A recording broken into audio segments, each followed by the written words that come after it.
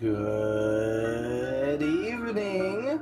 Welcome back to the 13 Days to Halloween Countdown.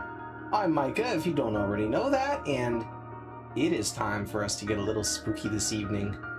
We have a very good topic to cover tonight, in conjunction with what we did last night.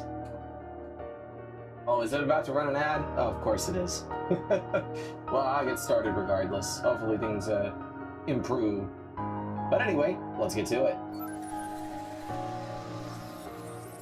Good evening, good evening. It is time for a very spooky evening as we begin to wrap up our countdown to Halloween. I played a lot of different scary games. I've reviewed a bunch of different spooky content over the last almost 2 weeks now. Tonight is our second to last night. Mainly because I am actually occupied on the evening of the 31st. But I will be stretching into Halloween for everyone in mainland North America, except, sorry if you're in Alaska. Or I guess portions of Canada? I don't know how far, I don't know where the time zones actually break, but regardless of that, I will be streaming until about 3 a.m. Eastern, which is midnight Pacific tomorrow night. Not tonight, but count on the same time tomorrow is going to be the finale of the 13 Days to Halloween Countdown. We have some awesome collabs that are going to be taking place. We're going to be playing some really cool games. I might do a little karaoke. We'll have to see. Just depends on what the time allows for and how my voice is feeling and everything. But yes, tonight we're going to be taking a look at something near and dear to my heart. Well, kind of. I enjoy the spooky, and this is the ultimate spooky. You can't get spookier than the paranormal, because these are things that we can't explain. These are the things, I'm literally in a graveyard right now. These are the things that we want to talk about this time of year. So without further ado, I'm going to pull you guys into it. Let me pull up my source, and I'm basically just going to go through it. I smell car insurance. What do you mean you smell car insurance? I don't... What's up, Mass? Good to see you. Alright, so tonight we're going to be talking about all sorts of paranormal, and I'm basically going to break it down because I used to watch a lot of ghost shows as a kid. I probably watched this stuff for a solid 10 to 15 years. I don't know the exact length of time, but basically ever since I was a kid I watched ghost shows. I've studied this stuff as much as I could in my spare time, and then obviously I did a little bit of research before this tonight because I wanted to make sure I'm not just talking out my butt. But I am going to kind of give you guys the like overarching viewpoints, kind of how I kind of break things down, and then talk about the individual points, and we'll be able to get into those. So the first thing we're going to talk about is the fact that there are 3 categories that we'll be looking at, because ghost is sort of a very broad term. And at the same time, it's technically its own category. So when it comes to the supernatural, the things that we can't explain, extra-dimensional beings, if you want to put it that way, there are 3 categories that I want to break down. The first one is ghosts. That's going to be your, like, average ghost hunter show. You know, the type of stuff where people, they sit out there. Like, basically think Phasmophobia. That's ghosts. It's ghost hunting. That is mainly what we're going to be discussing tonight because it's the most interesting of the 3. It also has, I think, a very well described like breakdown and classification, especially compared to some of the other categories. But yeah, so that's one of them. The next is going to be demons, and that is specifically demons within the Catholic Church because the Catholic Church is massive. For reference, I'm not Catholic, but I do understand and have respect for the Catholic Church when it comes to paranormal stuff, because they have an entire division that is literally just focused on getting rid of demons, on classifying, on purifying places, and then getting rid of these things. So respect to that, and I'll definitely break that down a little bit. And then the third category we'll be talking briefly about is regional spirits. And when I say regional spirits, I'm not talking necessarily about things that are tied to a specific place necessarily. It really depends. When I say regional, I mean more specific to a region within either a religion, or if a certain mythos or what's the term I'm looking for? I guess a pantheon? Like a not quite a religion, like proto-religion, if you want to put it that way. There may be certain spirits that are tied to specific locations, and we'll dig a bit into that. I'll give you some examples, we'll talk a bit about it, we'll have some fun. I'm not going to rely exclusively on Wikipedia, but to your chagrin, it is my very first article. Oh crap, that's the wrong one. No! That's fine. Tragic, right? You get to see the back end. Oh wait. No, that's the wrong one. There we go. This one? Nope. This one? Nope. This one. Okay, there we go. Yes, there we go. Ghost. But yeah, so we're gonna break it down and start talking a little bit about that. Let us take a peek. So, I'll read the first two paragraphs, because the third one literally just says, there's no way for us to prove this, and I mean, yeah. There's really no evidence. The same way that we can't really prove aliens exist, we can't really prove that ghosts exist. Obviously, it's a very controversial topic. Not controversial in that people are gonna, like, you know, chew each other's heads off about it or anything, but obviously there is no way for us to definitively say this is real or that's fake, other than finding individual cases of it where we can say, yes, that was absolutely doctored and here's the proof for that. Usually in the case of, like, oh, this image has been photoshopped and we have a digital fingerprint or digital record that can say, yes, this has been modified in one way or another. But with that in mind, let's dive into this. So, in folklore, a ghost is the soul or spirit of a dead person or non-human animal that is believed by some people to be able to appear to the living. In ghost lore, oh, that's my new favorite word, ghost lore. In ghost lore, descriptions of ghosts vary widely, from an invisible presence to translucent or barely visible wispy shapes to realistic lifelike forms. The deliberate attempt to contact the spirit of a deceased person is known as necromancy, or in spiritism as a seance. Again, I've only ever heard, I mean, necromancy, I guess, but like, yeah, seance, I've heard that before.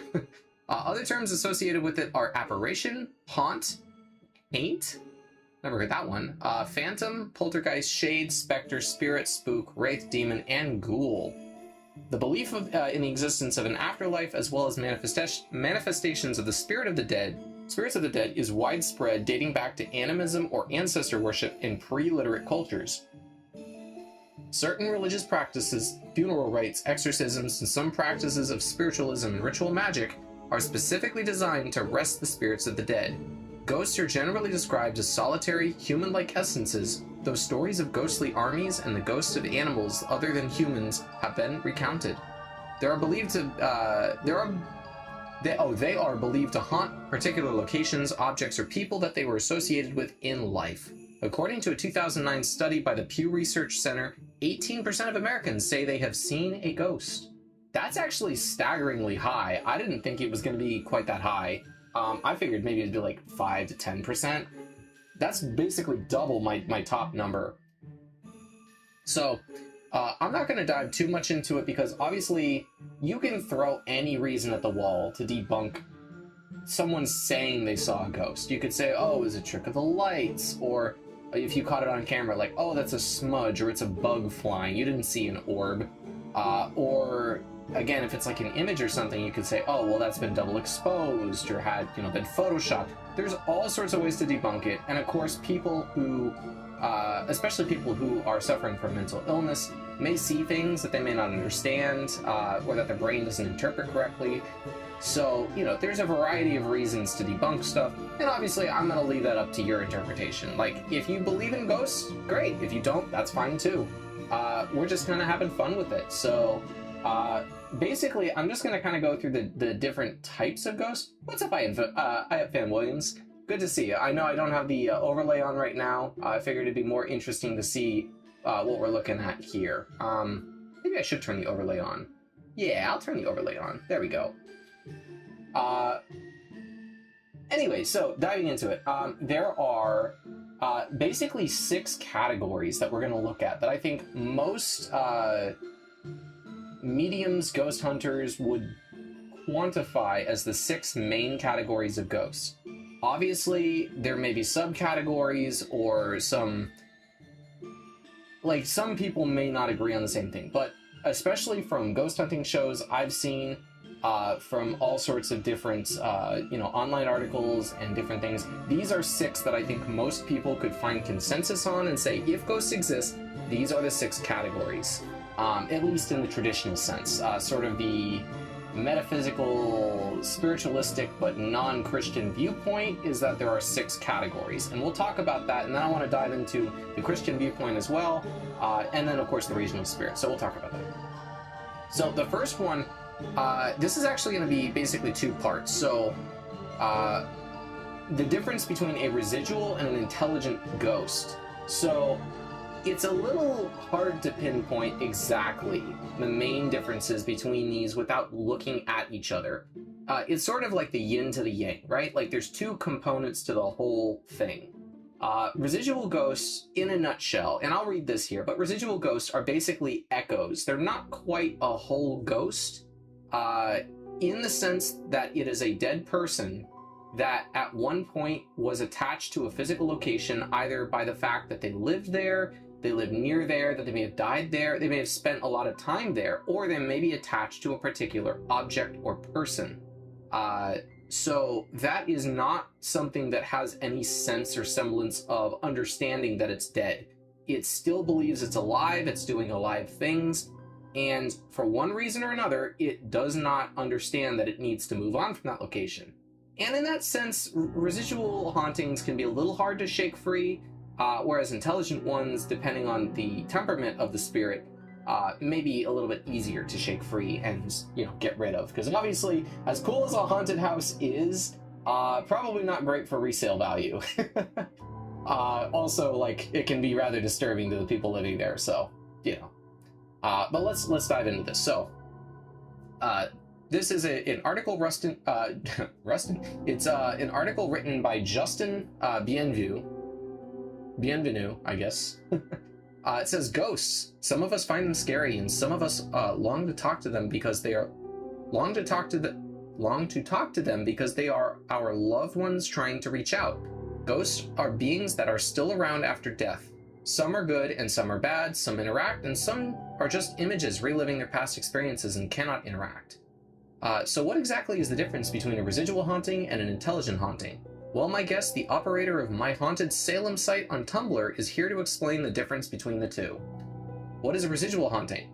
Residual hauntings are somewhat hard to describe, but fairly common. Also known as psychic impressions, residual hauntings are considered by many as the type of haunting experienced by most people. When a ghost, such as a person or animal, or even an event is witnessed over and over again, or doing the exact same thing, this is known as a residual haunting. It is residual because it is believed that energy from emotionally charged events imprint upon our world.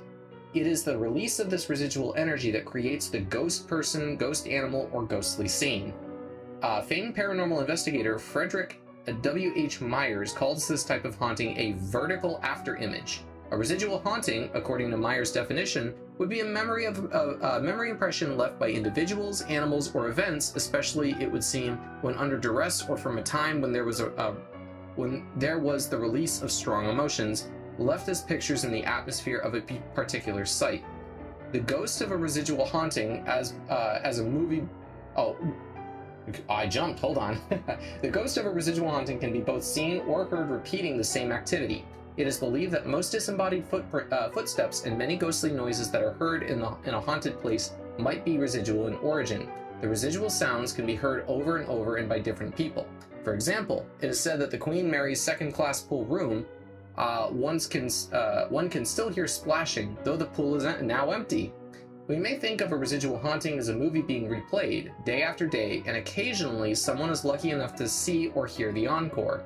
It is believed by ghost hunters that some events, due to strong emotional energy attached to it, imprint themselves on the environment where the event took place. Sort of a trapped in time, The event is recorded in the atmosphere of a location. It's the same with spirits of people. If one were to see a ghost doing the same activity over and over, and there's no response to the present environment, it is likely a residual haunting. The person's spirit is not there, in this theory, but just a phantasm of phantasm of them exists, like a photograph in time. Residual hauntings are past events playing in present, but with no interaction or connection to the present. So, in a nutshell, a residual haunting basically is when some kind of event or individual is, again, tied to a particular location or individual, and it just kind of repeats. It's not exactly a ghost in the strictest sense, but it is paranormal in nature. While it is technically a ghost, it's not a ghost in the way we're thinking of. In fact, I've actually heard of some cases of residual hauntings where the individual in question was actually still alive. It was just maybe something from many, many years earlier. And it's interesting because I've never really read the full definition of this, but my parents have actually, well, specifically my mom, who I think is much more sensitive to this stuff, has actually denoted some of this in her own bedroom. Years ago, we used to have a dog, and then several years ago, we had a cat as well, who would jump up on the bed at night and sleep between my parents. You know, they would just they loved them, absolutely. They were like part of the family. And when they passed away, it was very hard on everybody. They were, again, like, they were family. They, like, not were like, they were family. And you know, occasionally my mom will still say, like, oh yeah, I felt this one last night. I was like, okay, I mean, there's a lot of things I can explain that, but it happens so repeatedly, and that would be an event that would potentially elicit strong emotional attachment, right? So it is that sense of the animal doing something over and over and over again, and eventually it continues even when they're not there. So that one I can understand as being residual. So with the concept for a residual haunting out of the way, now we can look at what an intelligent haunting is. Intelligent is almost the complete flip of that. Intelligent is going to be your standard, there is a dead person in my house. And that is the majority of, I guess you could say, the traditional, against metaphysical style haunting. That is not a residual. Residuals are basically harmless. You're never going to encounter something that is going to be dangerous from a residual haunting, because again, it's just sort of an echo in time, like a movie on replay. So as long as you don't interrupt it, or I mean, even if you tried to, I think it would just kind of fall apart. Kind of like the idea of, like, if there's a small stream running on your property, if you put some sand into that stream or step into it, you're not going to be harmed. The stream is just going to kind of flow around you. You may not be able to stop the stream, or maybe you can. You know, it really depends on how wide it is, but it's not something that you're going to have an issue with. Whereas, if you try stepping into a river, then you might have a little bit more of an issue, because the river will react to you. It's going to potentially violently overtake you, or push you away in a way that is more meaningful. At least that's sort of the way I kind of play it in my head, if that makes any sense. But let's dive into what is an intelligent haunting with the second part to this question. Intelligent hauntings are those in which the ghost interacts with the present. It is intelligent in that the ghost may communicate or interfere in some fashion with those of us living on the earthly plane. The disembodied person has elected for some reason to stay here due to a connection with a person, place, or thing. Intelligent hauntings sometimes happen due to a spirit's compelling need to deliver a message from the other side of the grave or to watch over loved ones. In addition, it is also plausible that an intelligent haunting can occur due to attachments the ghostly person feels to memories, trauma, tragedy, or any other emotional tie, effectively binding the mind to, and it looks like it lists here, 1. Not realizing that the deceased person's body has indeed expired, 2. Completing unfinished earthly business, 3. Reliving traumatic events as the mind consistently replays the event in an attempt to comprehend, 4. perhaps remaining with the loved ones or persons the ghost finds like company with. And 5, not letting go due to some form of fear after death, such as fear of punishment or moving on to the unknown. So this section is going to be this is your typical, again, there is a dead person in my house, and that can be rather disconcerting.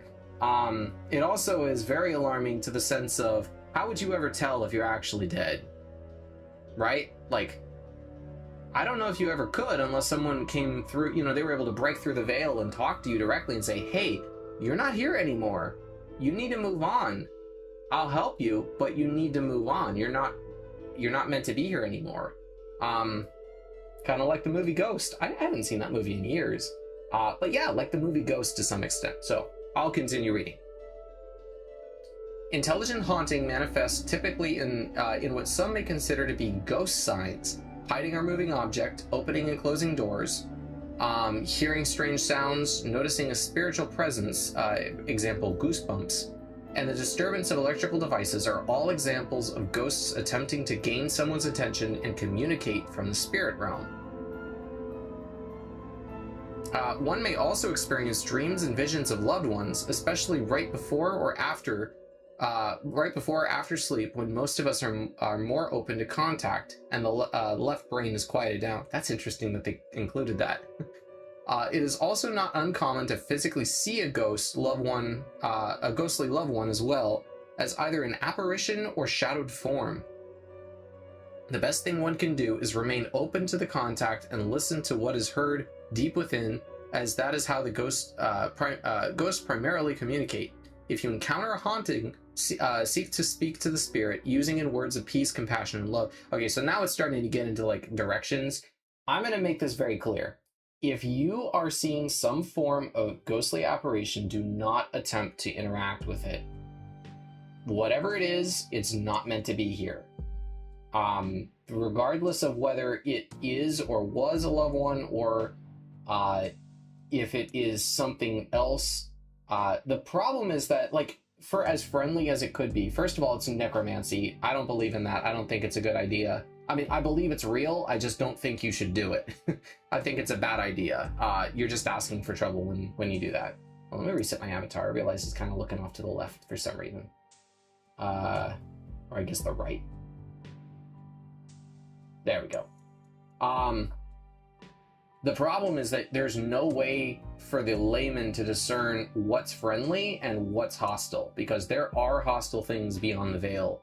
At least based on what I understand, what I believe, I think it's very risky to try to interact with something. So if you see something in your own home, your best bet is just leave it be. If it is of any real concern, I would recommend contacting a priest. If you don't have a priest, a spirit medium, I guess. Someone that is more able to discern these things. I don't ever recommend somebody as an amateur try to attempt to contact a spirit. Necromancy is just not a good idea in general. So anyway, with that said, those are the first two, residual and intelligent. Next, we're going to move on to a category that I think a lot of people know, mainly because of the movie that was spawned from it, and these are actually very interesting as a class. This is the poltergeist. So poltergeist, noisy ghosts. A poltergeist, translated from German as noisy ghost, knocking ghost, or rumbling ghost, is not like other ghosts. While hauntings tend to stretch over years or even centuries, poltergeist activity often lasts only a few months, and unlike most ghosts, poltergeists often focus their energy on a particular person rather than a place. But the biggest distinction is danger. While the white lady who climbs the stairs may spook you, a poltergeist is said to be capable of doing you actual harm. So this is what I'm talking about when I say you need to be careful with contacting whatever it is, because it may not be friendly. And yes, you may actually be in some moderate danger. I don't know that you're necessarily going to die from these things, but you can definitely get hurt. I've heard cases of people who've had deep cuts and scratches, people who've had broken limbs or been in car accidents because of these things. I don't know that So I'll take a quick break from the traditional ghost line to talk about this, but based on my understanding of the faith in Christianity, the dark forces of the basically beyond the veil don't have the authority to outright kill a person. They can't do that. Now, if a person decides to take their own life, that wasn't the demon's fault. That wasn't the spirit's fault necessarily. They may have influenced it, but that wasn't them doing it. That was the individual's decision. So that doesn't really count. All the more reason why it's important that if you're experiencing this, you talk to somebody. Bare minimum, talk to your friends and family. Even if you fear being ridiculed, talk to somebody about it, because anyone who truly believes, like, anyone who I think is truly your friend or your family is going to have some level of empathy at bare minimum to say, yes, okay, even if this isn't real, I should still treat it as it is because I want to make sure that my friend or my family member is okay. That's the important side. So with that in mind, we'll continue. But just wanted to say, don't try to interact with this stuff on your own. There is a legitimate, real danger that you could be harmed. And I do not endorse anybody self-harming. If you're having bad thoughts, especially if you are suicidal, please, please, please talk to somebody. You are not alone. You are loved. There are friends and people in your life who care deeply about you. But with that said, I'm going to continue on.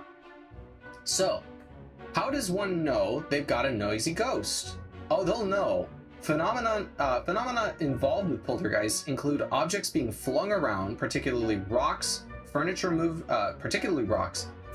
across the floor, bad smells. It's worth noting that many non-poltergeist hauntings include pleasant smells, such as grandma's perfume, doors and windows opening and shutting, and electrical effects such as light flickering, bulbs spinning in their sockets, and the creepiest bit, powered objects operating without electricity or batteries. That is actually terrifying.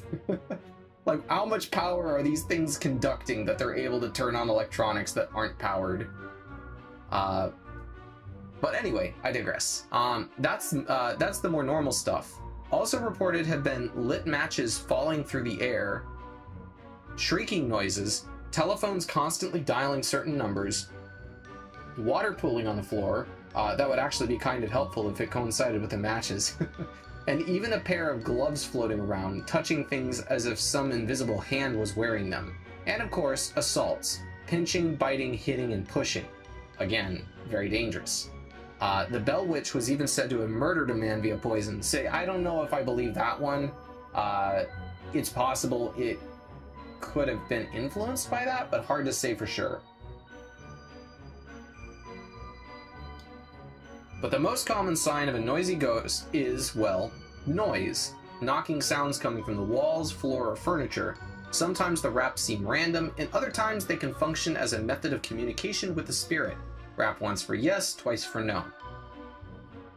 There are, of course, conflicting explanations given for poltergeists, including plain old hallucinations and credulous witnesses. We're going to look at some of the major theories and scare up a few writing prompts. So, this is a pretty long article. I'm not going to read the whole thing, but I'll just kind of give a basic rundown. So the first one, classic poltergeist, it says, and this we mean some random malevolent force that plays drum solos on the walls for a while and then wanders off someplace with no identifiable reason for starting or stopping. It seems to have hands because it pinches and scratches people, but other than that, it isn't particularly human and doesn't communicate in any way. These dudes are good for horror stories with no satisfying explanation. Let's see. It is always a pleasure knowing you're happy to see me.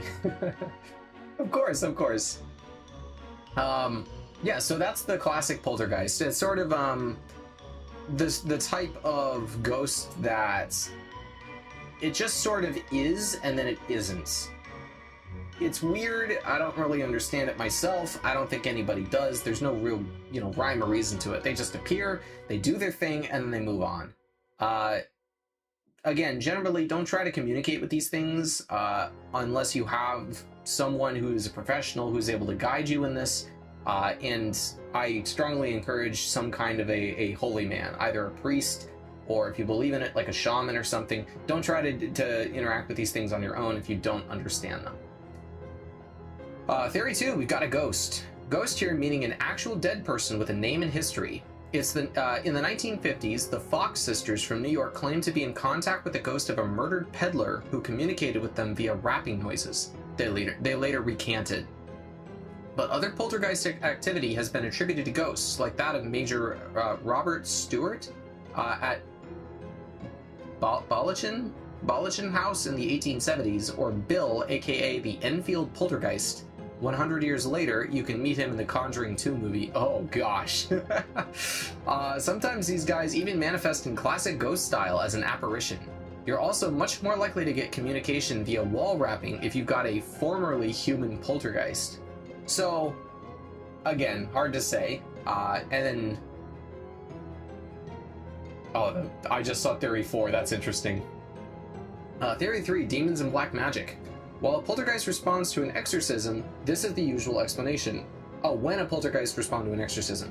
These cases vary. You can have an unspecified demonic force or a named agent like the Bell Witch. These types of poltergeists differ from ghosts in that demons were never human and that people using black magic can still be alive while causing their mischief. And then Theory 4, it's a person and they don't know they're doing it. What?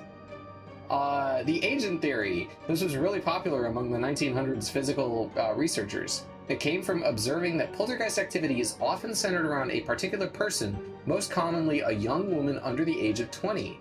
That means rather than an otherworldly being or energy causing the phenomenon, it's subconscious telekinesis. What? A young woman in a stressful household with repressed anger and often a poor state of physical or mental health is actually moving objects with the power of her mind while being totally unaware of it. The researchers even postulated that visible apparitions could be created by some aspects of the agent's personality projected into space. Crucially, these poltergeists do not communicate because there is no intelligence driving them. They're just some sort of reflex. When the young woman gets older or ceases to be so stressed, the activity stops. Note that this theory is unsurprisingly pretty sexist, so feel free to have a person of any gender or age as your agent.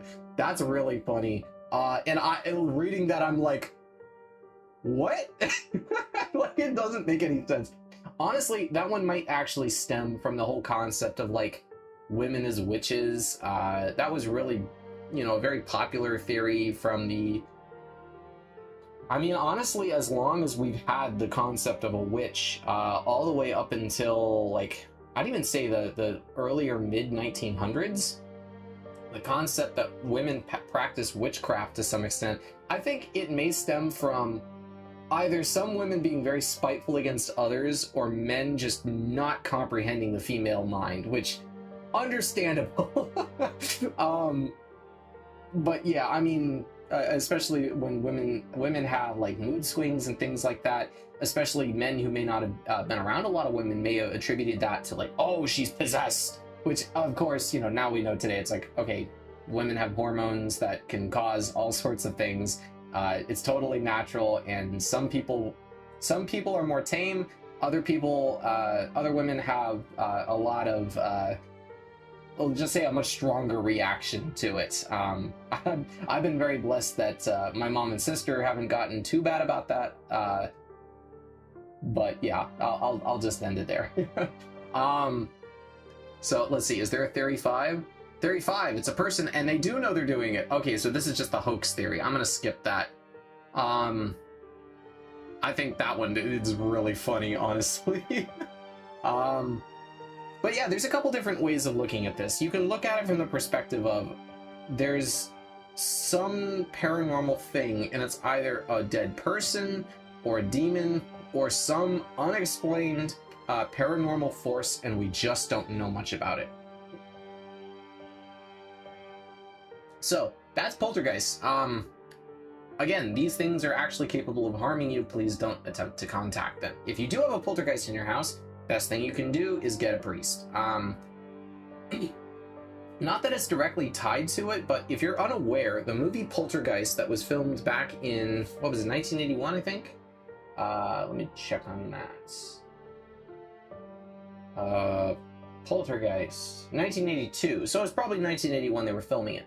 After production, there were a series of horrifying and really terrible things that happened to the cast over a pretty broad amount of time.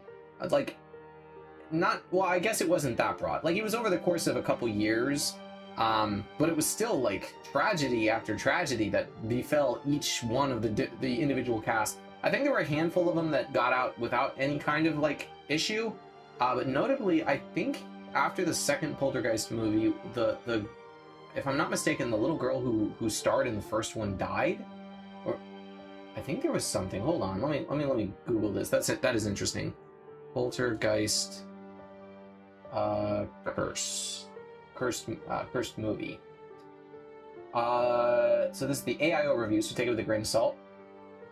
Poltergeist Curse is a legend surrounding the series of tragic events that befell members of the cast and crew after the 1982 film was released. The curse is often linked to the alleged use of real human skeletons in the film, which was supposedly cheaper than using fake props, a detail that some believe brought a curse upon the production. That is actually true. And the worst of it is the cast was not told that they were real until after the movie had already been filmed. So there's a scene where they're like, at the very end of the movie, spoiler warning for anyone who hasn't seen Poltergeist and doesn't want to be spoiled, there's a scene at the end of the movie where skeletons start appearing, like bodies like come up from underneath the house. The house basically gets like imploded. That was actually a pretty cool effect. I saw how they did that. That's really neat. But as far as there's like a point in time, I think they were in a swimming pool or some kind of a ditch or something, and it's raining, so it's filling up with water, and as they're swimming around, these bodies start appearing in the water next to them. Those were real bodies. They were not props. They were real human corpses, and some of them were pretty fresh. So I still don't know how they got away with that, truth be told, but that's one reason for that. But as far as what happened, so Dominique Dunne, the actress who played Dana, was strangled to death by her ex-boyfriend in 1982, just months after the film's release. Heather O'Rourke, the young actress who played Carol Ann, died at age 12 in 1988 due to a misdiagnosed bowel obstruction that led to cardiac arrest and septic shock. Julian Beck, the actor who played the villain Reverend Henry Kane in Poltergeist 2, died of stomach cancer during the filming of the sequel. Will Sampson, the actor who played the shaman Taylor in Poltergeist 2, passed away from complications following a kidney transplant shortly after the film's release. Lou Perryman, the actor who played Pugsley in the original film, was murdered in his home in 2009 by an ex-convict. But there was a Pugsley? I don't know he was in Poltergeist. Huh. Man, it's been a minute since I've seen that movie. Richard Lawson, an actor in the original film who survived a plane crash in 1992, where 27 people died. Oliver Robbins, the actor who played Robbie, nearly lost his life when he was almost strangled to death by a prop malfunction during the filming of the clown scene. So there's a whole bunch of weird misfortune that followed that. Don't mess with dead bodies, guys. Necromancy's bad. I don't know why I have to say this. But yeah, so that's Poltergeist. Don't mess with them.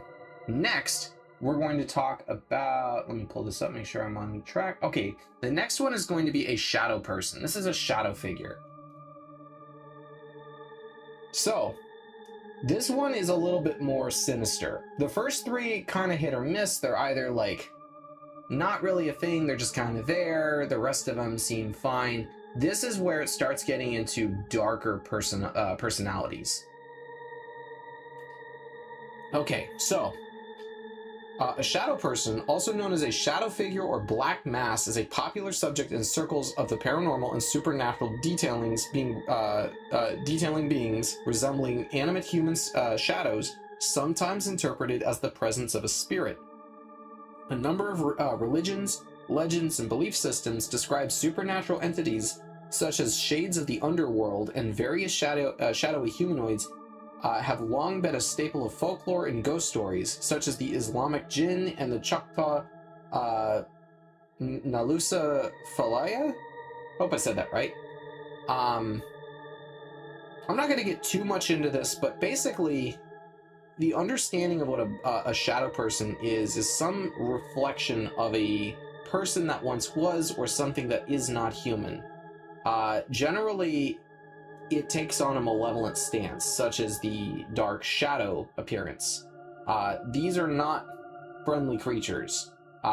Definitely, if you encounter something like this, do not attempt to do anything with it. It is not friendly. Please, I beg you, they're not friendly. Don't try to make friends with this thing. It's not going to work. They may even try to trick you into making you think they're friendly, only to then bait and switch and harm you in some way. I've actually heard stories of people whose children have seen shadow figures, and they just kind of let it go. The child would end up playing with it, and then later on the parents would start to experience things. And by the time that it's latched onto a person, it is much harder to get rid of. These things, I believe, let's see. Oh, interesting. She believes figures to be negative aliens that can be repelled by various means, including invoking the name of Jesus. Oh, the Hat Man. Oh, I have to read this. One example of a particular shadow person is the Hat Man, who shares the characteristics of general shadow people but is named for a fedora or other brimmed hat on his head. Descriptions of the Hat Man date back to as early as the late 2000s. The Hat Man is commonly associated with sleep paralysis and the abuse of the antihistamine medication, diphenhydramine? I think I said that right. Commonly sold under the brand name Benadryl. He is typically described as having very few or no discernible features, although some witnesses have claimed they can feel him staring at them. I think that's funny they had to include the misuse of Benadryl. So obviously there's not a lot of research that has taken place on this. It's hard to say, but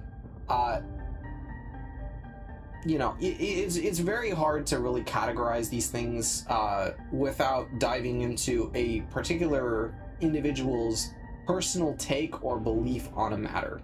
Obviously, I'm not going to just side with one person. With what I'm kind of looking at, I want to make sure that I'm taking the broadest perspective as possible to give you the information so you can make up your mind. I don't think anybody should tell you what to think. This is just the only time that there should be a level of that is like if you are putting yourself in danger to some extent, and I'm saying, hey, don't do this because you're gonna hurt yourself. But at that point, again, it's still your decision. It's a free country. It's a free world, and honestly, like, you think what you want. Like, no one can control your thoughts. But as far as this goes, my understanding of shadow figures is that they are some kind of malevolent or evil energy that is either a demonic entity or some kind of spiritual manifestation that tends to latch itself to an individual after long enough of I guess acceptance. It basically is sort of like a poison. Like, you might recognize the poison at first, but you're not going to do anything necessarily. It's only after some time that it gets into your system that it eventually starts breaking things down. A good example of this would be any kind of carcinogen, like a cigarette. You're not going to die after one cigarette unless you have asthma, maybe, or if you're allergic to tobacco. But like, you're probably not going to get lung cancer after just one cigarette. It may take thousands of them, but eventually you may get lung cancer. Is there a guarantee? No. But it's still not a good idea. You gotta be careful with these things and recognize that it's not good. Best way to avoid lung cancer? Don't smoke. Same idea. You don't want to get some kind of evil presence in your house that is going to cause you some kind of potential harm? Don't interact with this stuff. If you see one of these, contact a priest. Best thing you can do. The next one we're going to look at is kind of difficult to really pin down. I'm just going to kind of skip this one to some extent because we're going to circle back to it. It's its own category, but demonic. Demonic entities are, and again, it's hit or miss. Some people believe that shadow figures are mostly malevolent, but not necessarily entirely.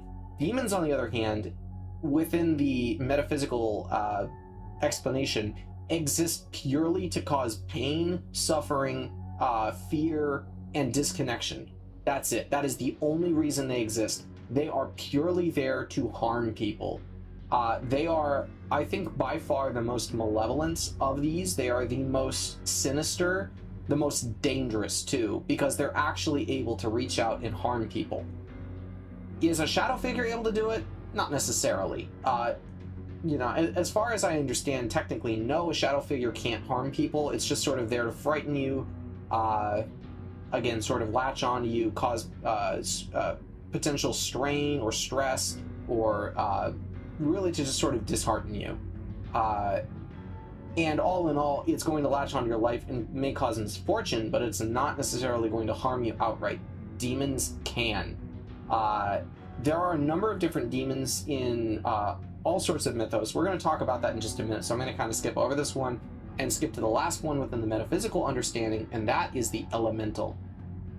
The elemental is something that is neither human nor demonic, nor animal. Technically, an elemental is something that is bound to a specific location or a specific, I guess, object, if you could put it that way. So let's read this. PPI investigator Deborah Page, a specialist in world religions, discusses one of the rarer forms paranormal phenomena in elemental haunting, an overview for the paranormal researcher.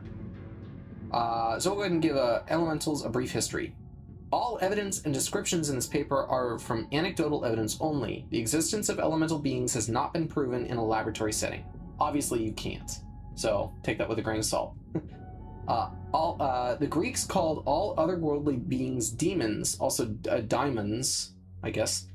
Demons include guardian spirits, helpful spirits, spirits of the four elements, earth, air, water, and fire, and spirits of a place, spiritus loci, or loci.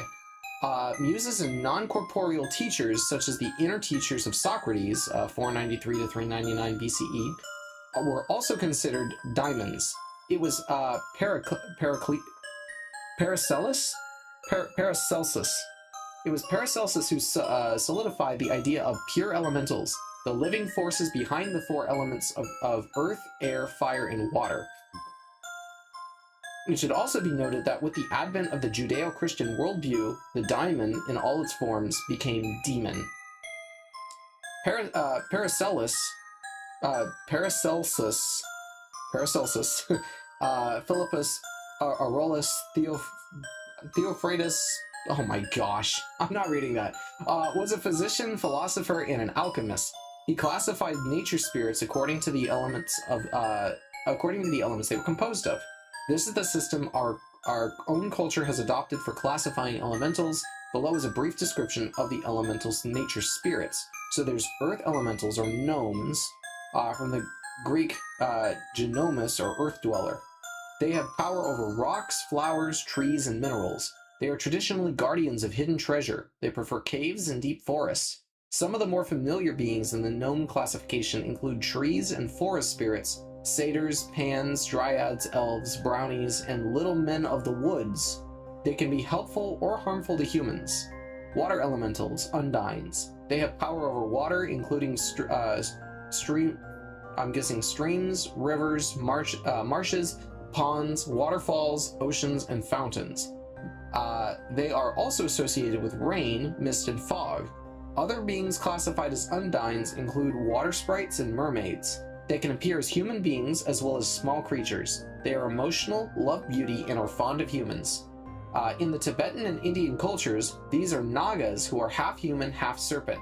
They are associated with prosperity, hidden treasure, and are dharma protectors. A female naga was said to be the first being on earth to receive the esoteric teachings of the Buddha. It is said that angering them can cause illness. It is interesting to note here that many historical accounts of goddesses' appearances are associated with water, including the Virgin Mary in Europe and the US, Kuan Yin in Japan, Saraswati in India, Bridget in Ireland, as well as many white ladies. The bodies of water associated with these appearances are later declared to have healing properties. Take that with a grain of salt. Fire elementals, salamanders. They have power over flame and smoke. They do not directly communicate with humans. They can be placated with incense, according to Paracelsus. They appear as, according to Paracelsus, they appear as little balls of light, fireballs, or tongues of fire. In medieval literature, they have been described as the little lizard-like beings. One class of salamander, the Acthenisi, appears as St. Elmo's fire on the rigging of ships. They can sometimes be seen as a glowing orb over a body of water. Air elementals, sylphs. They have power over clouds, snow, gases, and winds. They prefer mountaintops. They also reside in the air around us. It is the sylphs that are the origin of the story of gossamer winged fairies. The elementals of air are also associated with muses, genius? Oh, muses, genius, and inspiration. I read genies. that's something different. Where is that? Okay. The inspired artists, poets, and musicians are said to be blessed or cursed, as they may be, by the sylphs. Sylphs are mirthful, changeable, and eccentric. Angels have occasionally been suggested to be elementals in some paranormal literature. The lore of angels clearly has them lording over elements. An angel's nature is one of pure spirit and not of combined material elements. They often appear as an energy created with a specific intent. Once the purpose or intent is fulfilled, the angel disappears. In occult, magical, and religious lore, there are specific angels who command specific elements, and they are called upon to do so. So, let's back it up. Let's talk a little bit about this. So, elementals have some power over nature, one way or another, but what this hasn't said yet, and I don't know if it's going to, again, this is a very long article, and I'm not going to be reading all of it. So, generally, because these creatures, whatever you call them, are tied specifically to nature, they generally also have a region that they are that they protect. These things are older than creation. They are basically the founding beings, if you want to call that, the first intelligent, quote-unquote, life. You can't see I'm quoting, but if you want to call it that, that would technically... Why are they telling me about El Cajon, California? That's weird. Anyway, yeah, sorry, I got a little distracted there. Anyway, in a nutshell, these things are tend to be bound to a specific place in the world. So you may have an elemental that takes a territory, and that territory is going to be something, it might be 5 acres, or it could be 20 square miles. And if you are considered an intruder in an elemental's territory, they may begin to cause issues. Elementals generally will try to chase people out, but they may not necessarily be harmful. They're sort of a neutral spirit, but they can be very territorial, if you want to put it that way. Not necessarily harmful, but again, that's just by the metaphysical definition of it. There's no clear definition of exactly what an elemental is, because we don't even know if they're real, truth be told. We have a general idea of what they would look like if they're real, but it's hard to say that with any definitive evidence. So, with that, that is the end of the ghost section. So, as far as the metaphysical description of ghosts, we end there.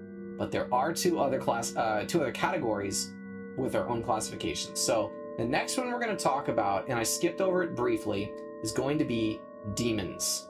Demonology is its own study within not only the Catholic Church, but even in the metaphysical world, to some extent, in the occult, even witchcraft studies this very heavily. I don't recommend that you spend a lot of time looking at demonology because, as Christopher Lee once said, the late, great Christopher Lee, when you dive too deep into demonology, you will not only lose your mind, but you will lose your soul.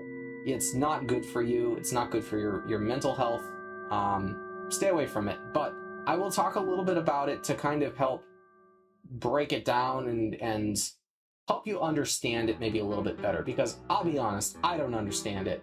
As I'm looking at this, demonology is extremely, extremely complex, and nobody can really agree on the absolute definitions of it, right? There is some evidence to show that the Catholic Church has some kind of teachings on this, but they don't really like to talk about that outside of their own cloisters, outside of their own study, mainly because I think they don't want people interacting with this. They understand if you're overly interested in demons, that's not a good thing, because that's the path to the occult, and they don't want that. So to some extent, they do safeguard that knowledge. I don't know if that's a good thing or a bad thing. Whatever the case is, the Catholic Church has a tendency to sort of gatekeep that knowledge, and who knows, maybe that is for the best. But whatever the case is, so I'll read this here. Demonology is the study of demons within religious belief and myth. Depending on context, it can refer to studies within theology, religious doctrine, or occultism. In many faiths, it concerns the study of a hierarchy of demons. Demons may be non-human separable souls, or discarnate spirits which have never inhabited a body. A sharp distinction is often drawn between these two classes, notably by the Melanesians, several African groups, and others. The jinns, for example, are not reduced to modified human souls. At the same time, these classes are frequently conceived as producing identical results, example, diseases. So this is where there's really a divide between the metaphysical concept of ghosts and spirits and the religious example. The religious example is going to be quite a bit different. It's not going to be your, oh, this person was once alive for 150 years ago, and then they tragically died, now they haunt this place. The Catholic Church, Christian thought, group thought for the most part, explains demons as the main cause in misery for humanity. They are the reasons for disease, for disaster, and on top of that, they are literally in a position where they exist purely to try to pull people from God. So basically, and I'm just going to read my point here, I actually wrote this down. Under Catholic tradition, ghosts, all ghosts, any type of ghost, it doesn't matter if it was an elemental or shadow figure or even residual, doesn't matter. According to Catholic tradition, all ghosts are demons. To one way or another. That is my understanding of it. I could be wrong about that. If you're Catholic, please correct me. But basically that all ghosts are demons and only serve to divide, frighten, confuse, and pull us away from God. That is the point of a demon, is to try to separate us and cause chaos and discord. So with that in mind, we'll dive into the next point, which is, like I said, demonology is very complex and not well understood by the average layman. People who try to dive into this stuff often get very confused because it's extremely complex. I understand that it would be very complex. This is not something the average person takes on, and certainly not in a lighthearted sense. If you're just casually perusing, being like, oh, I wonder what kind of demons there are, like, you might not be right in the head. No average person really wants to read into this stuff unless you're really into the occult, and then again, please be careful. But yes, going back to this, another key thought is that, or a key point I should say, is that demons are not living people. They never have been alive. One way or another, demons were not living humans, and to that extent, neither were angels, but all demons, spirits, and ghosts were once angels or other. And again, take this with a grain of salt. This is my understanding of it. I don't want to use this word disrespectfully. Lowercase e, Elohim, which is a Hebrew word. I'm not super well versed in Hebrew. I'm not Jewish. I have researched this a little bit, but trying to understand the heavens. Basically, there is a divide, right? And I say this with not the capital E because in Jewish tradition, you wouldn't refer to God as Yahweh. That was very informal. That is his name as far as, we are told. But Jewish tradition says it is disrespectful to use that, and by saying that, it's actually an insult to God. I don't know if I necessarily believe that. I think God wants a personal relationship with us. He loves us. And in saying that, it's very important to understand that it's okay to talk about it, but I would never say that in vain. That's the important part. But anyway, Elohim is the phrase that is used to describe God, but it also describes other beings. Reading the original text in Hebrew, especially when it comes to visions of the heavens, it said that God is surrounded by a council of individuals. Now, these individuals are not technically angels, they're another classification of spiritual being. So it's not God, it's not an angel, it's not a demon. So what is it? Based on Jewish tradition, they would be Elohim, which is the lowercase e and Elohim, specifically meaning a classification of greater beings. I don't even know how to describe it beyond that. It's very confusing, very complex. I don't think we're really meant to understand, and that's okay. But there was at one point in Christian tradition, many, many eons ago, we're talking like before the fall of humanity potentially, a cleansing that took place in the heavens when there was an uprising against God. At some point, Satan, which literally just means the adversary, in I believe Greek, if I'm not mistaken, I could be wrong, but Satan led an uprising of these Elohim and angels that thought that they could be better or equal to God. And with this uprising, they basically took over, like they tried to attempt a coup to some extent, and God fought them back and said, no, you are not equal to me, and he cast them down to the earth. Now, it's interesting to understand. I think a lot of people have this viewpoint that, oh, there's a bunch of demons and devils in hell, right? No, right now hell's empty. Literally, like, based on Christian tradition, hell is empty. There is nobody in hell. There is a waiting place, which is referred to as Hades, I believe. And that's not even where they are right now. When God cast them out of heaven, there wasn't a place for them at the time. He had to cast them down to the earth, which is part of the reason that there are diseases and famines and wars and every kind of sin and horrible thing you can imagine is because of these things. These beings that thought they knew better than God, and now because they can't be with God, they're separate from him, all they can do left is just antagonize and cause problems. That's all they have left in their lives. They're basically like a bitter Karen who got kicked out of a diner for causing a ruckus, so now she's going to go out in the parking lot and slash everyone's tires. Think of it like that. You know, that's kind of that's a good way of looking at it, I think. So with that in mind, we have to really look at demons and demonology with a sense of respect for it, because this is not something light. If there is some kind of supernatural warfare happening, if these things are around us, if they're constantly causing problems, you definitely do not want to invite one of these things into your house. They are very nasty, they're very angry, they're going to do whatever they can to make you miserable. Or they'll give you everything you possibly want in exchange for your soul. And I don't mean that by signing a contract, I mean by pulling you away from God, away from salvation. They will attempt to destroy you. And sometimes that's with money, sometimes it's with love, and carnal desires. It can be any number of things, but they have this mission to destroy. So that is the concept of demons and demonology, and it's important to understand how that works together and understand that we need to stay far, far, far away from it. I'm not going to get into the classifications of demons because it is very, very complex, and no one really agrees on a finite definition of it, especially and even within the church. The Catholic Church has their own definition of it, but they don't necessarily agree with the Protestant definition, and each Protestant branch has their own thing. And then you get into like Islam, they've got their own thing. You get into just a large variety of things that, you know, don't necessarily align with each other. So I don't want to say one and say this is definitive. The only reason I did the other one is because that's the general consensus among metaphysicists.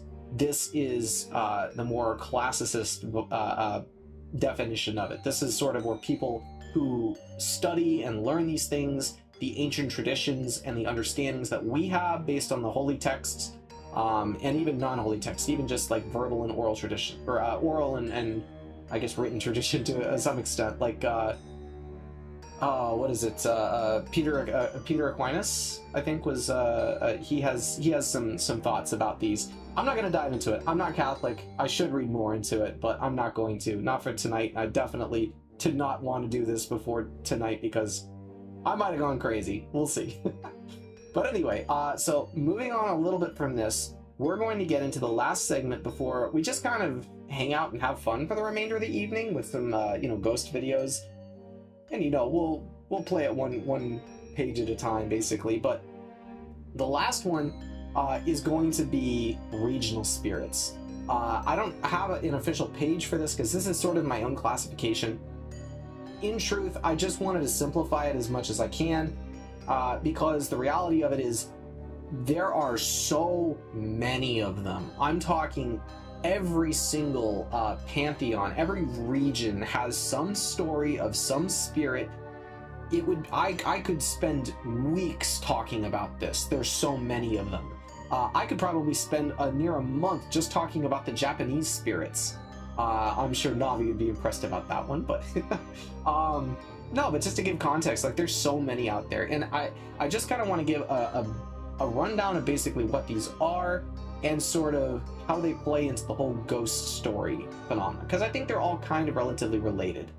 So it's important to understand that every major religion and most regional pantheons have stories of ghosts or spirits. That is undeniable. That's not something that we can take a step back from and say, well, actually, no. You can actually look into it. All the main religions, we're talking Christianity, Judaism, Islam, Buddhism, Hinduism, I believe Sikhism has some, Taoism has stories, like every single major religion. I think I got them all.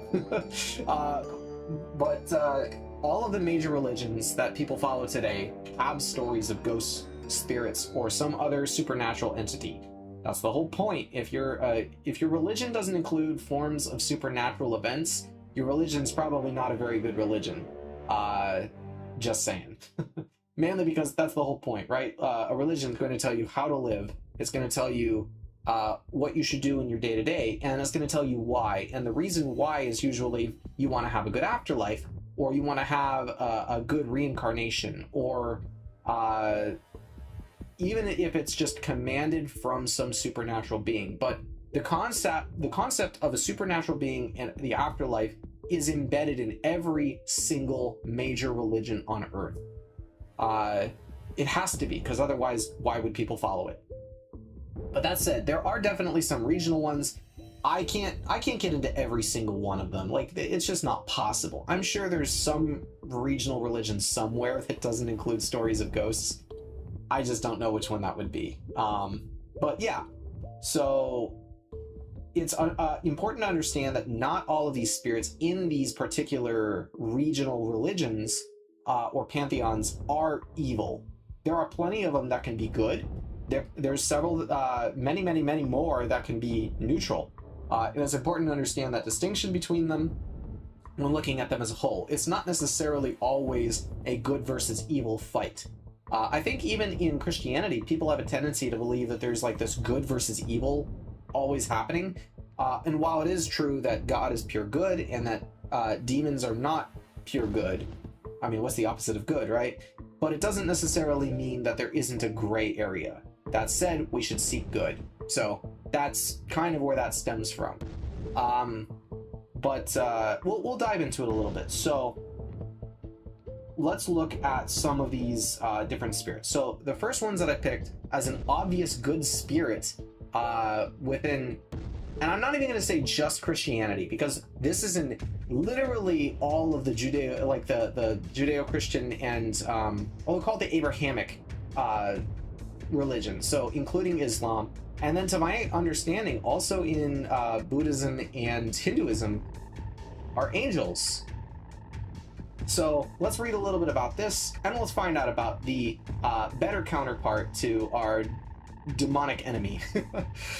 So an angel is a spiritual, heavenly, or supernatural entity, usually humanoid with bird-like wings. Not true, by the way, but that's just the depiction. Often depicted as a messenger or intermediary between God, the transcendent, and humanity, the profane, in various traditions like the Abrahamic religions. So again, going back to the Abrahamic religions. Other roles include protectors and guides for humans, such as guardian angels and servants of God. In Western belief systems, the term is often used to distinguish benevolent from malevolent intermediary beings. Emphasizing the distance between God and mankind, revelation-based belief systems require angels to bridge the gap between the earthly and the transcendent realm. Angels play a lesser role in monistic belief systems since the gap is non-existent. However, angelic beings might be conceived as aid to achieve a proper relationship with the divine.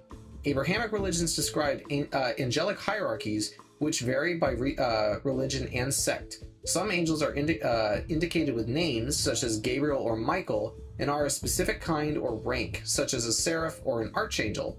Malevolent angels are often believed to have been expelled from heaven and are called fallen angels. In many such religions, the devil or devils are identified as such angels. So, I don't want to dive too deep into this one. When we get closer to Christmas, I'm going to talk a little bit more about angels, because I think that's a fun one. But basically, first of all, the concept that angels all have wings is totally bogus. There was a point in time where winged angels were depicted in that manner, I think because, let's put it this way, if you saw in a medieval painting, circa maybe 700 AD, right? Or CE, however you want to say it, you see this angel painted and it's just a guy standing in the sky. That's going to be a little weird. People don't really comprehend that because what could ascend? What could fly? Birds, bats, insects, they all have what? Wings. They have to have wings to fly because we have gravity. Of course, an angel is not affected by this, and by portraying it as something that's able to reach to the heavens and ascend, it was much easier to paint them with wings to kind of make it seem like, oh, they were able to ascend easier. They were more disconnected from us. They're like us to some extent, but they were able to reach God. So that's sort of, I think, the reason that they had wings at that time. But I don't know that an angel in the Bible has ever been described as having wings. We have descriptions of angels, and they don't look like that. Actually, no, I do recant that. There are some, but the wings are rarely used for flying. There are some. I think there's one of them. It's the... Is that the cherub? I think it might be the cherub, or cherubim. It has one set of wings to cover its face, one set of wings to cover its feet, and then one set of wings to fly. So it has six wings in total, or 3 sets of wings, which is insane to believe. Again, I don't want to dive too much into that, but that's the only one in my understanding that actually has wings. Everything else is just like either humanoid or some horrific Lovecraftian monstrosity that we can't understand because they would absolutely be terrifying, full of eyes, right? But we'll talk more about that around Christmas, so I'll wait on that one. But yes, so there are angels in all these sorts of religion, and they are almost always some kind of a messenger or a positive spirit. Often they come bringing good news, or all sorts of different... they may be like a protector, depending on if you are Catholic or Protestant, like you may or may not believe in a guardian angel. I did some research into that recently. I have come to believe that we do actually have guardian angels that are assigned to us based on my research. That said, it's entirely possible that that's not true as well. Maybe it's just for regions. But the Bible does actually talk a bit about that as far as like specific angels going and watching over churches. So I think to that extent that is true. I just don't know if it's true for the individual, if every individual has them, or maybe just some of them. I couldn't speak to that. I'm not God and I can't see them, so I don't know. But yeah, that's angels. So yeah, let's move on before my voice gives out. Then there is bad spirits. The other bad spirit that I think everybody probably knows beyond demons, because everyone knows demons, right? Like demons are easy. It's easy to point at that and say, oh yeah, bad. I don't think a lot of people recognize this as a bad spirit because it's just sort of a story, but the Wendigo is very much a bad spirit. Specifically in... Algonquin. I couldn't remember which one. I had to look at the article. But I'll read this really quick, kind of give you an overview. It says Wendigo is a mythological creature or evil spirit originating from Algonquin folklore. The concept of the Wendigo has been widely used in literature and other works of art, such as social commentary and horror fiction. The Wendigo is often said to be a malevolent spirit, sometimes depicted as a creature with human-like characteristics who may possess human beings. It is said to cause its victims a feeling of insatiable hunger, the desire to eat other humans, and the propensity to commit murder. In some representations, the Wendigo is described as a giant humanoid with a heart of ice, whose approach is signaled by a foul stench or sudden unseasonable chill. In modern psychiatry, the disorder known as Wendigo psychosis is characterized by symptoms such as intense craving for human flesh and fear of becoming a cannibal. That's interesting. I lost my place. There we go. Wendigo psychosis is described as a culture-bound syndrome. In some First Nation communities, symptoms such as insatiable greed and destruction of the environment are also thought to be symptoms of Wendigo psychosis.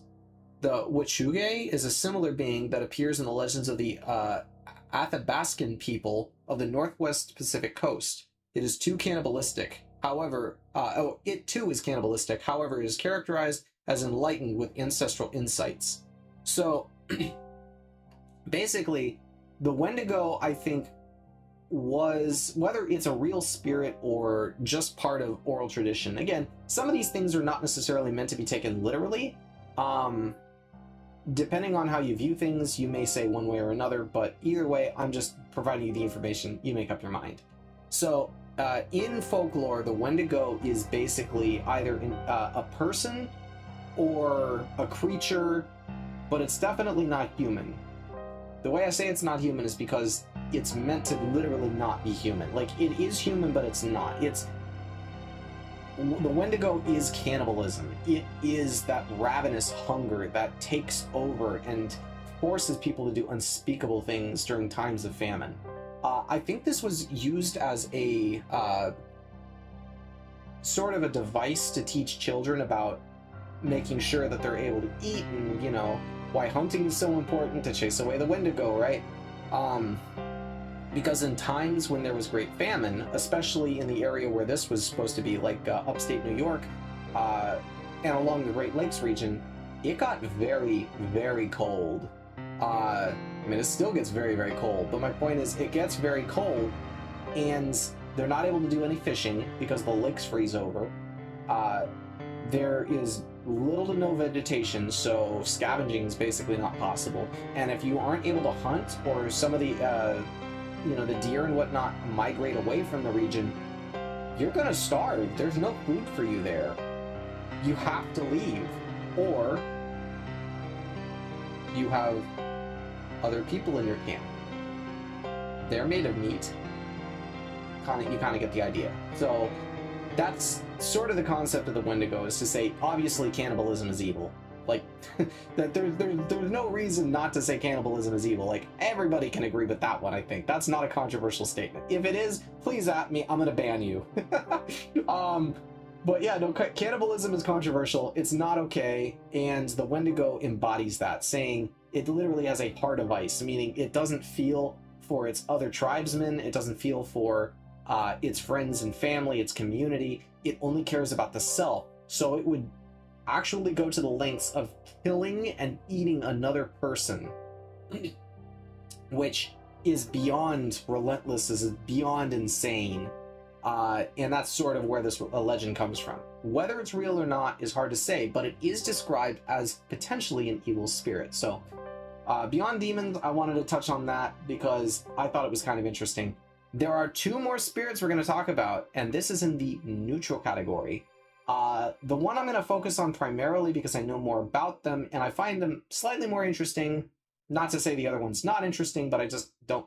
I didn't have the time to research everything here in great details. But we're talking about neutral spirits, and I'm going to start with what everybody doesn't think is neutral, but based on my research, absolutely classifies and qualifies.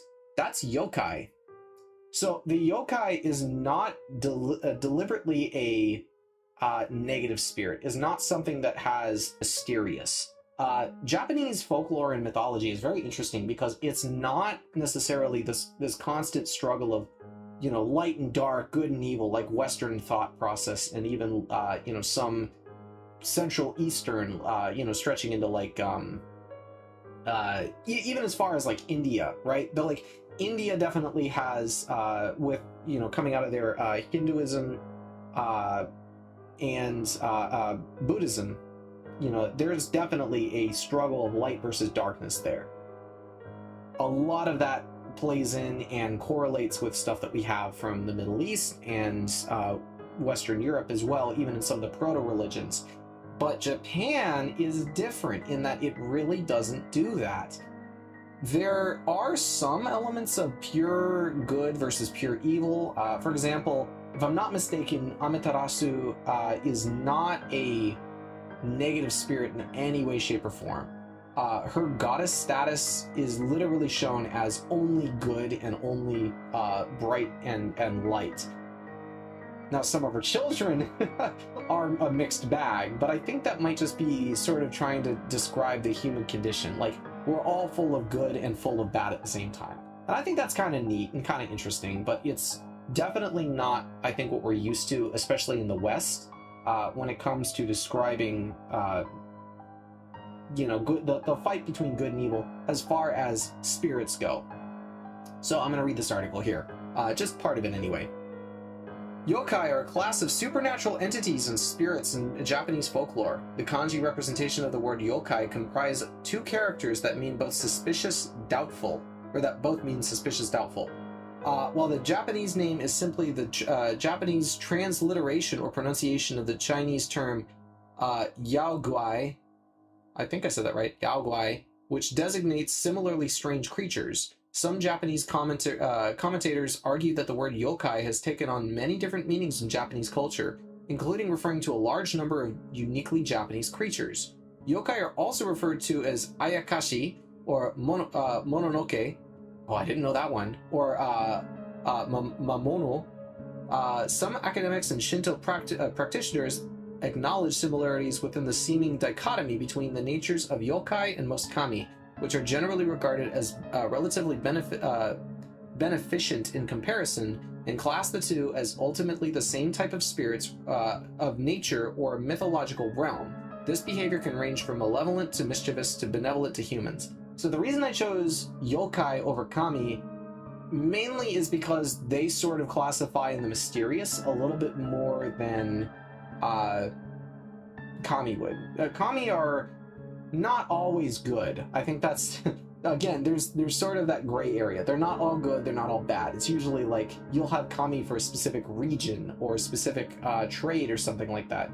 They are, in the technical sense, gods, but also not. I think it's important to draw that distinction. Like, the word kami does not directly translate to god because there really isn't a good translation for it. It's somewhere between God and spirit. I think the closest thing we could classify them as would be like the lowercase e Elohim, meaning they have some form of regency, some form of authority, and are greater than a normal spirit, like an average just roaming spirit, but they're not as high as a god would be. It's actually hard to say if Amaterasu would be considered a kami per se. I think technically yes, but like capital K. I know they don't do capitals in Japanese, but you know, just putting that out there. So with that said, yokai fall more into the definition of like a mysterious or possibly vengeful spirit, but it's more neutral. Not all yokai are bad. There's several of them that are just strange. I think the Tsuchinoko is technically not a yokai. It would be a cryptid in a way, but I guess it kind of is at the same token. If you haven't seen the show Dandadan, I strongly recommend it. They talk a lot about yokai. There's some really fun ones in there.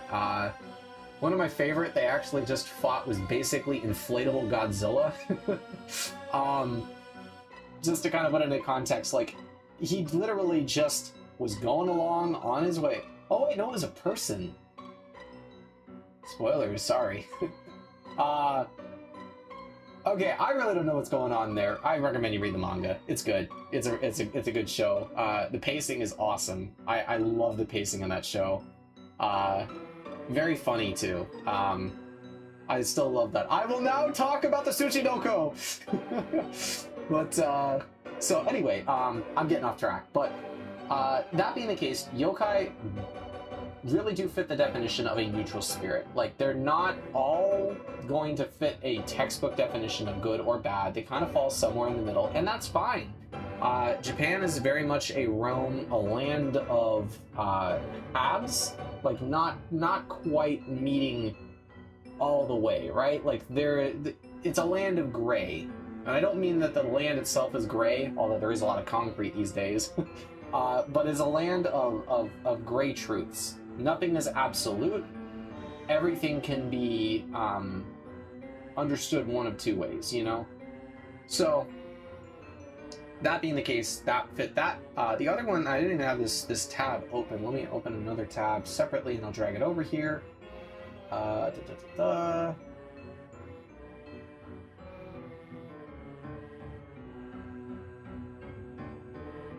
Alright, and this is going to be the last one for tonight, is Jinn. This is another fun one, I think, because for the most part, Jinn are suggested to basically be, like, this is where we get the word genie from, right? Jinn are not necessarily, specifically bad, nor are they specifically good. They kind of exist within nature, but this one is actually tied to Islamic texts. So let's look a little bit at that. Jinn, also romanized as Djinn or Jinn, or anglicized as genies, are supernatural beings in pre-Islamic Arabian religion and Islam. Like humans, they are accountable for their deeds and can be either believers, minun, or unbelievers, kufar, depending on whether they accept God's guidance. Since Jinn are neither innately evil nor innately good, Islam acknowledged spirits from other religions and could adapt them during its expansion. Likewise, Jinn are not a strictly Islamic concept. Did not know that. They may represent several pagan beliefs integrated into Islam. Islam places Jinn and humans on the same plane in relation to God, with both being subject to divine judgment and an afterlife. The Quran condemns the pre-Islamic Arabian practice of worshipping or seeking protection from them. While they are naturally invisible, Jinn are supposed to be composed of thin and subtle bodies, and are capable of shape-shifting, usually choosing to appear as snakes, but also as scorpions, lizards, or humans. A Jinn's interaction with a human may be negative, positive, or neutral, and can range from casual to highly intimate, even involving demonetizable things, and the production of hybrid offspring. However, they rarely meddle in human affairs, preferring instead to live among their own in societal arrangement similar to that of Arabian tribes.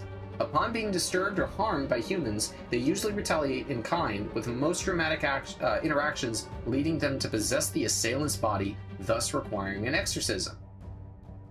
Individual Jinn appear on charms and talismans. They are called upon for protection or magical aid, often under the leadership of a king. Many people who believe in Jinn wear amulets to protect themselves against their assaults, as they may be called upon by sorcerers and witches to cause harm.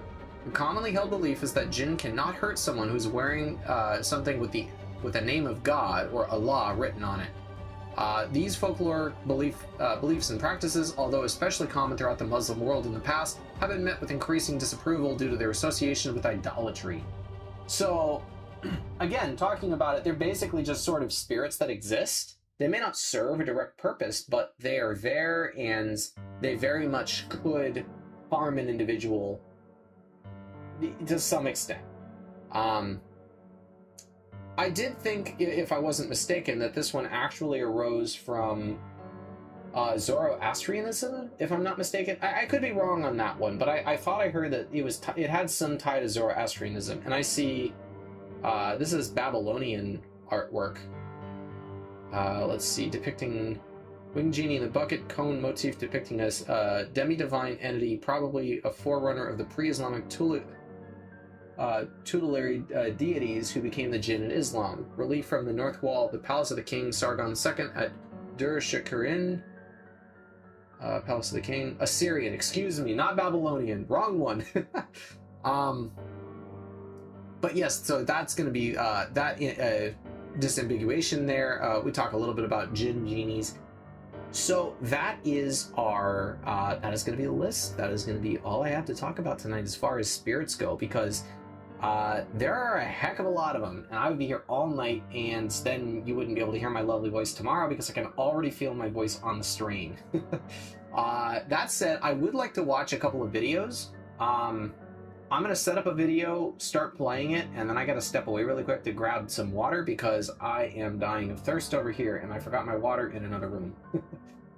Alright, so let's get into this.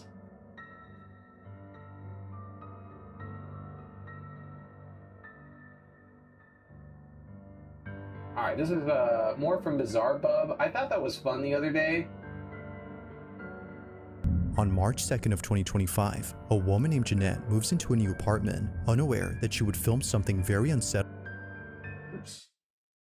while moving in. Alright, Ever since getting the keys to the place, she's been documenting her entire moving in process.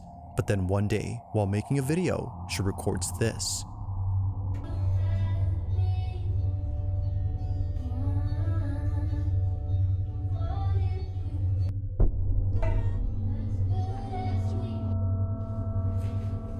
Can I help you? Remember? We're friends. No, I don't remember. I don't remember. Please get out of my apartment. Please get out of my apartment. Please get out of my apartment. A man who she doesn't know suddenly appears in her apartment. He most likely walked in after seeing the door was unlocked. Now, while it's unsure if they caught him, viewers are completely baffled by something else in this video. Somehow, the door opens on its own, right when Jeanette... Sorry, I just got back from getting a sip of water. What are we watching? So this is a Scary Compilation version 102? Or video 102? I don't know. I just figured we'd watch a little bit of scary videos before I shut down the stream, because I've only been streaming an hour and a half, and I don't like doing that to you guys. If you guys are having fun, we can hang out a little longer, but I'll probably do one, maybe two of these, and then wrap it up, because I want to save my voice for tomorrow. I can already feel it straining. ...is heading towards it. In the heat of the moment, she didn't realize this until much later when viewers pointed this out. Okay, update. I'm just as confused as you guys are. I have no idea what happened. All I know is whatever happened, I'm grateful to whatever opened this door, because if this didn't open, I don't know, some things probably would have happened. So. Now thankfully, Jeanette makes it out safely and immediately gets help. But despite this terrifying encounter, nothing would prepare her for what occurred only a few nights later. As she writes, "I have no words to explain this." While trying to record a cute video with her cat, this happens.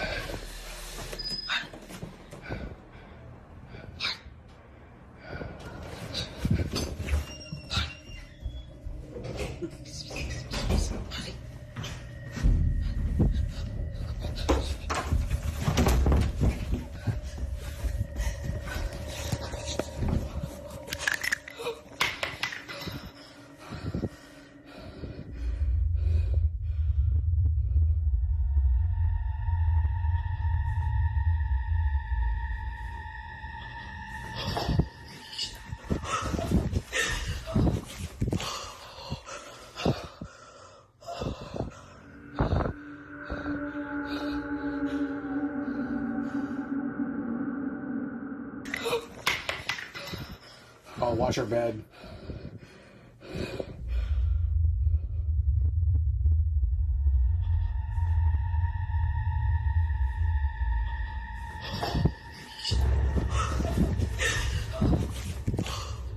As it seems, the intruder wasn't the only presence inside her apartment.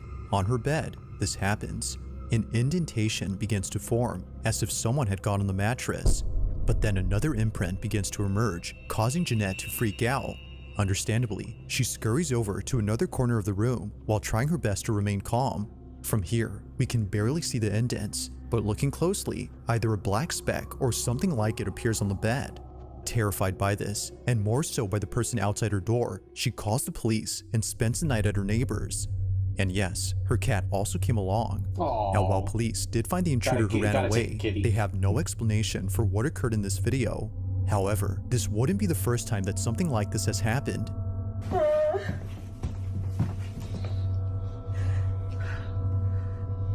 was right there between the green table and the bed, against the wall like this. No. Oh my god. Tell me how I saw someone. Given both incidents, the question is begged, just what is going on with Jeanette's new place? And why is it that something unusual takes place during a break-in? She continues to share videos of her moving-in journey, but thankfully, no new intrusions have occurred since then. As always, let me know your thoughts on this one. That was frightening.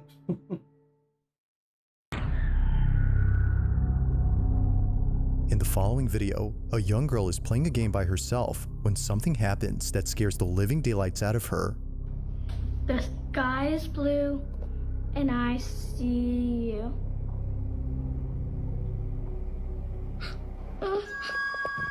Although nothing is seen, she swears that she saw a face inside her bedroom.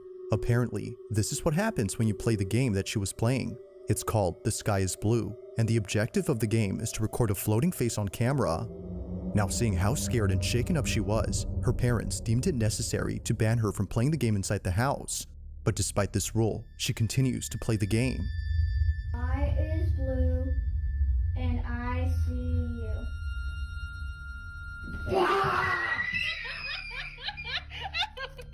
Although having broken this rule, God, she awesome. wouldn't be the only one in her family to break it. Her older sister Vicky wanted to see what it was that freaked out her little sister when she played this game. So, she plays it with her. What do you do? You. I mean, this is literally a form of, like, summoning, so I can definitely see where you're like, yeah, maybe don't do that. You go. The sky is blue. Move down and say, and I see you. And you want to look for a baby's face. The sky is blue, and I see you. That's not how you do it. You have to point up at the ceiling That's what I did. and slowly go down. Why do I have to do it slowly? Because that's how it goes. I've never heard of this. The This is some sky is Charlie blue. stuff. Like before, nothing appears. But one night, when Vicky decides to play the game with every room inside the house since no one else was home, this happens. The sky is blue, and I see you.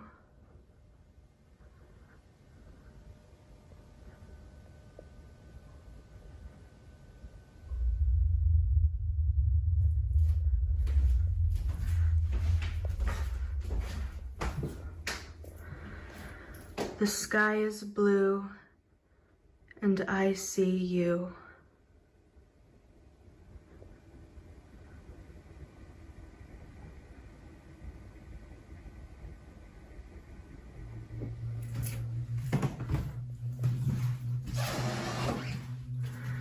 The sky is blue. I don't know what it's gonna happen. and I'm ready for the see jump you. scare.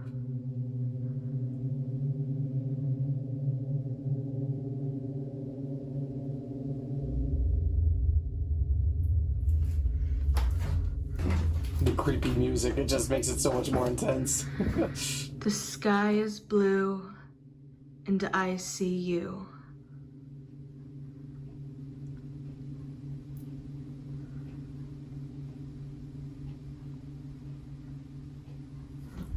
What was that? Did you see that? The sky is blue. Maybe it was a clock or something? And I see you. No, I think this is a...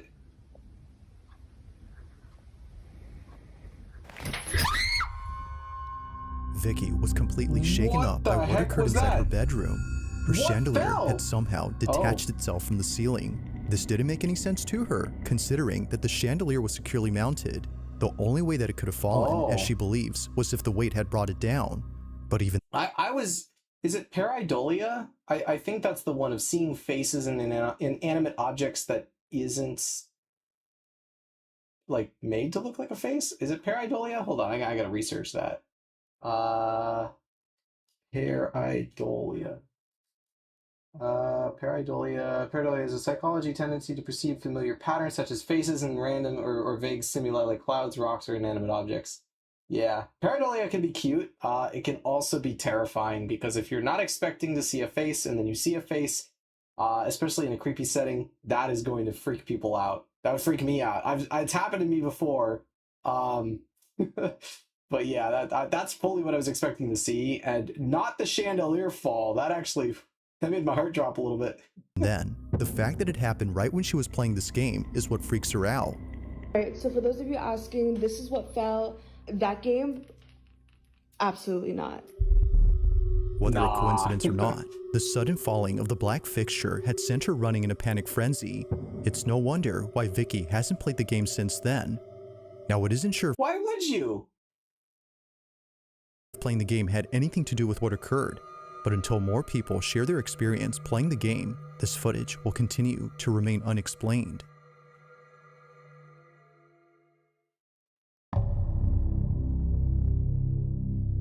In the following video, Diana Sudi and her brother are freaking out after seeing many police cars pulling up to their backyard. One that now looks like there's another one. There's another one? Oh, you're right. What the hell? What's happening?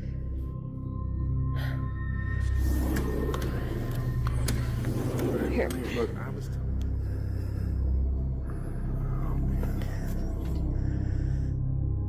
It appears that all the policemen are checking out this trailer. Something about it must be worth examining because, as it seems, a lot of cops are going inside. According to Diana, the trailer belongs to her father and he's been renting it out to someone. However, the person living inside has not left the trailer for more than a week, which is why the police are here. They're conducting a welfare check to see if the man inside is okay, but upon checking, they discovered something rather unfortunate. He's not coming out. They're doing a check. The man had passed away.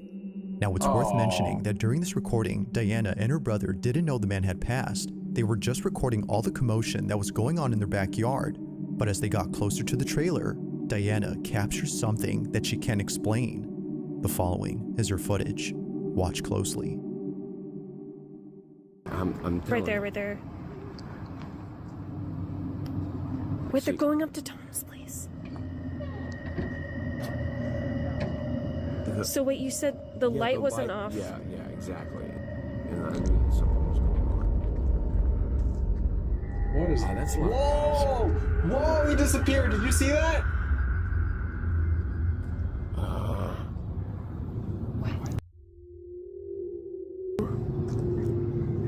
They're coming out. Oh, he's back! Are they calling somebody? That is a person standing there. And he's gone again.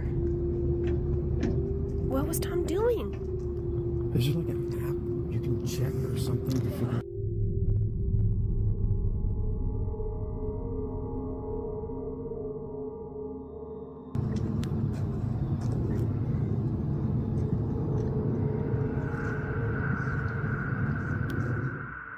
Neither Diana nor her brother had noticed the small figure. They don't recall ever seeing the silhouette from the recording, which makes them think that it was never there to begin with. However, the video shows otherwise. Something was actually there, but for some reason, they couldn't see it in person. But of course, the strangest part about this is the figure itself. At some point, the figure disappears behind a policeman. That's a lot of cops. To Diana, this might explain why the silhouette was completely elusive to them. Now, while this whole incident creeps her out, it doesn't compare to what happens when she and her father decide to go inside the trailer a few days after this occurrence. But Diana regrets helping him because, while checking it out, this happens. Oh. You brought your phone? Yeah. Hey. Get ready. Could be a little smelly. Okay. Oh, don't go on the dead man's trailer. That's no. Oh my goodness. Yeah. Oh, great. Oh my god. Jeez. Oh my god. Is that a bird? What was that? A lifeless crow suddenly falls out from an open cabinet, scaring the living daylights out of Diana. Although not sure how it just suddenly fell out, she has no words for what she finds while being inside the trailer. What she uncovers has left her beyond spooked. Watch.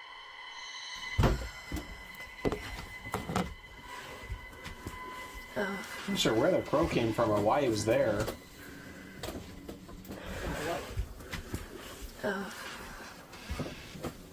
Whoa. Wait a minute, wait a minute. Wait a minute. Oh, Jesus. Wait, did this guy have a kid? What is this? Yeah, this kid died too, like, down before. Long time ago.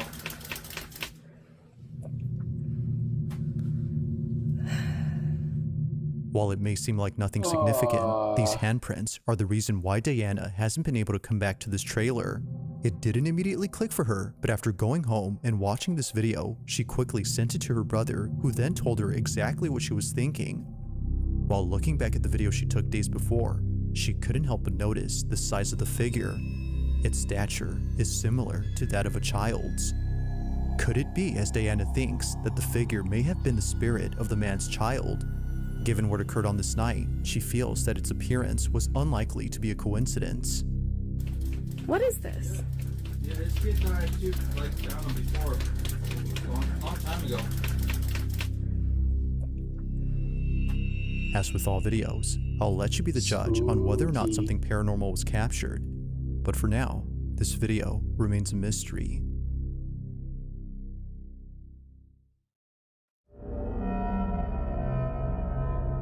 Now, this next video was submitted to me by Rachel K, who works at a retirement home where something very strange was recently caught on camera. The story goes that a few days ago, a cleaning crew was sent to clean the second floor of this building. They were sent there to clean up the rooms, but most importantly, a pile of cat litter that a child had accidentally dropped while visiting their grandma.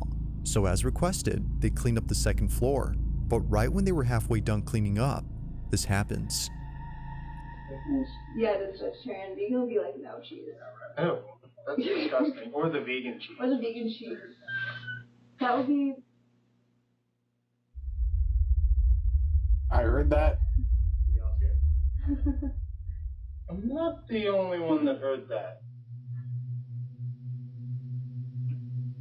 Well, there was this one time when I was in this hallway and Oh, heck no. Yup.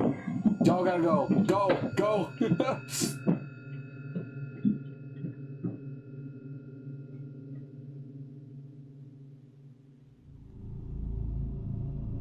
Are we still watching?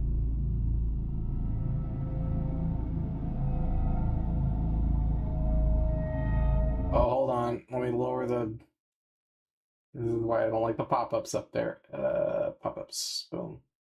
It's pointing over here. I don't know what it's gonna look at.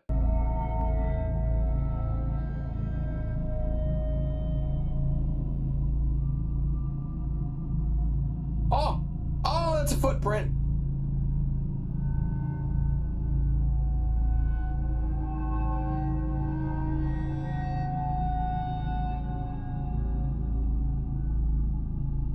Out of nowhere, what looks like footprints suddenly appear on the carpet.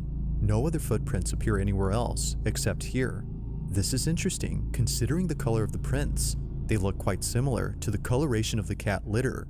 Seeing how close it is to the cat sand, it doesn't seem far-fetched to think that a pair of feet had set foot on the powdery substance. But the question is though, just how exactly did a pair of footprints appear without there being someone present? Earlier, the group had heard a strange noise from down the hall. You know Then what moments it's later, they insinuating. rush out in a panic frenzy after hearing a loud noise. Rachel K., the person who sent me this, thinks that the noise had some connection to the footprints. After all, the second floor of this retirement home is thought to be haunted.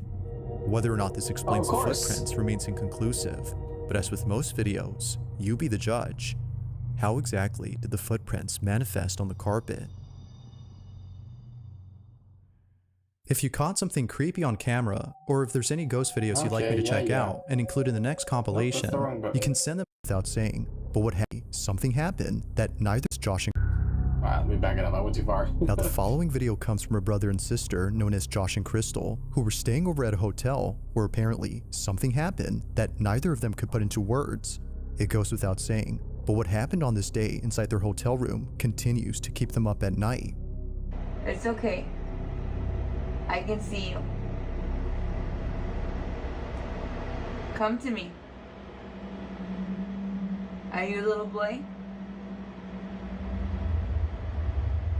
I don't think that's a little boy. It's okay. Come here. It's okay. Now while it may seem like nothing much, the rest of the video is what many viewers can't stop talking about. Keep in mind that Crystal thinks the shadow is that of a little boy. Even though nothing about it immediately yells it's a small child, past experiences with the paranormal have led her to believe that this was the spirit of a kid. Viewers, however, couldn't see why she would think this, but after looking closely and noticing a certain detail, they see it. This is what was caught. I don't know if my eyes are playing tricks on me, but it looks like it's going like back and forth.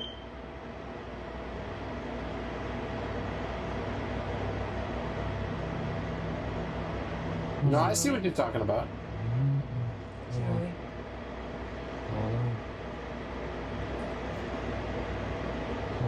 It's okay. No, It's come okay. back, come back. Where? No, you come back. Go straight, look straight towards me. It was like a gentle sway, towards wasn't me there? like you were earlier. Put your back towards me. Needless to say, both siblings were utterly spooked. A full-body shadow figure of a little boy seemingly comes out of the bathroom where Josh and Crystal were filming. What was thought to be outside was actually inside with them. The little boy, as they believe, was something beyond explanation. But they're not as spooked by this, considering that the hotel they were staying at is well known for having paranormal occurrences. As they state, this wasn't the only unexplainable thing that happened to them while being there. In fact, they have more footage of other paranormal occurrences that took place at this hotel, which they plan to release real soon on their channel. So if you're interested, be sure to check out their page. But for now, I'll leave it to you to decide as to what exactly was caught on camera.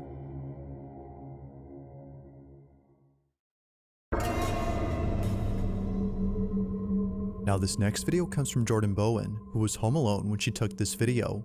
It's late at night, and she's watching TV while sending Snapchats to her friends. This is something that she often does, especially when she doesn't have any company at home. Her apartment can sometimes feel creepy when no one else is around, so understandably, she talks to friends via Snapchat to feel less alone. But after sending some videos to them, a friend notices something strange in one of her snaps. The following is what she caught without noticing. Take a look. There's something in this room. Oh, I saw it! I called it! I called it!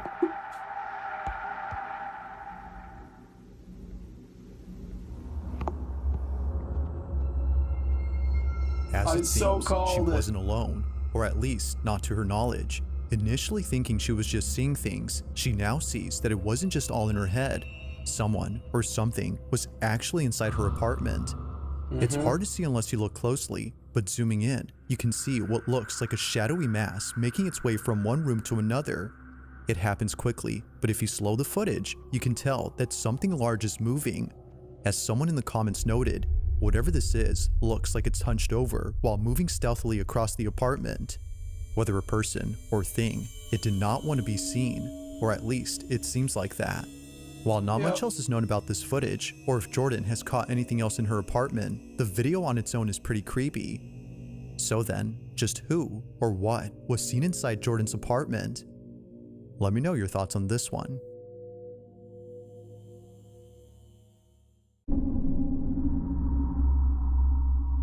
At around 5 a.m. on August 14 of 2015, a fire breaks out inside a school building. Many firemen arrive on the scene, while people who live near the school take out their phones to record the raging inferno before them. The school in question is known as Red Crow Community College, and apparently, on the same day the fire took place, something strange was caught on camera. Now, some reports indicate that the fire was started by an arson who has not been identified to this day. Others, however, say that the fire was caused by electrical issues. It's unclear what started it, but this ambiguity is what makes the following video even creepier. The person who sent me this writes that the school used to be a boarding school for children of indigenous tribes. However, many of these kids lost their lives at school as a result of disease outbreaks like measles and meningitis.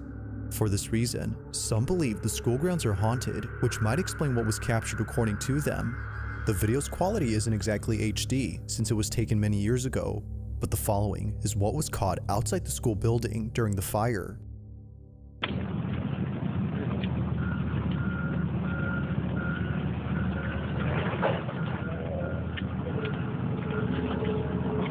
The heck is that? It now becomes clear as to why this person was already recording the spot. The school had a tapeworm.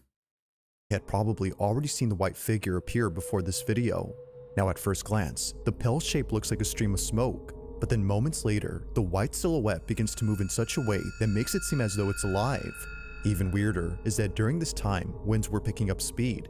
So if this had been smoke from the fire inside the building, then naturally, it should have been carried away by the winds. But that doesn't happen. Instead, it slithers back into the building in a fluid-like motion, just like a snake. As it appears, it's unknown as to what exactly was captured. Although taken in 2015, this video has yet to be explained. I love how they said 2015 like that was some far off year. Like, 2015 was only a decade ago. It wasn't that long ago. And technology, especially with cameras, hasn't improved that drastically in 10 years, has it? I don't know, maybe I'm... No, because like the original iPhone was what, like 2005? Was it 2008? Was it 2008? Wow. Oh, I feel old. Now this last video comes from a concerned mother who caught footage of something that took place inside her son's bedroom. It was recorded on a security camera on March 27 of 2025 when her son was taking a nap. Rights, isn't it? She believes that what was captured had something to do with the recent renovations that she's been doing to her house. As she states, "We must have disturbed something during renovations." The following is what was caught.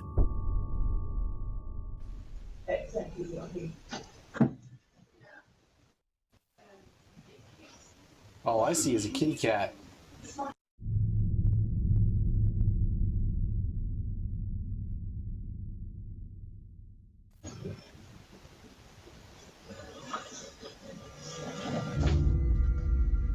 Oh. That's not good.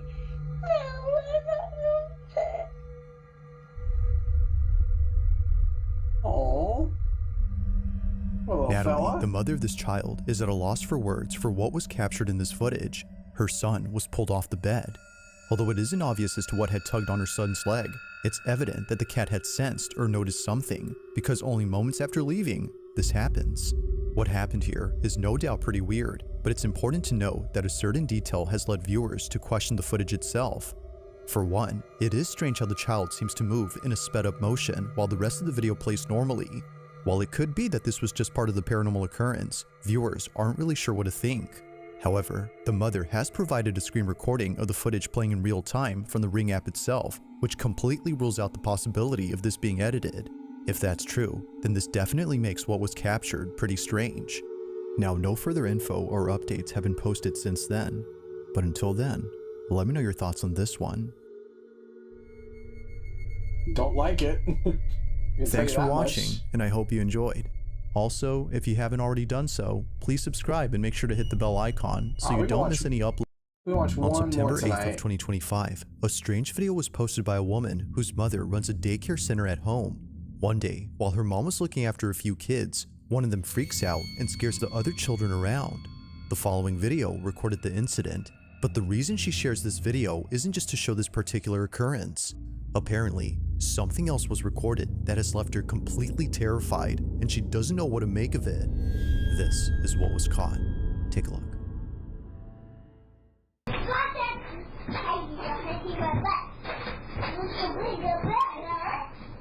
So much to look at. What am I supposed to be looking at?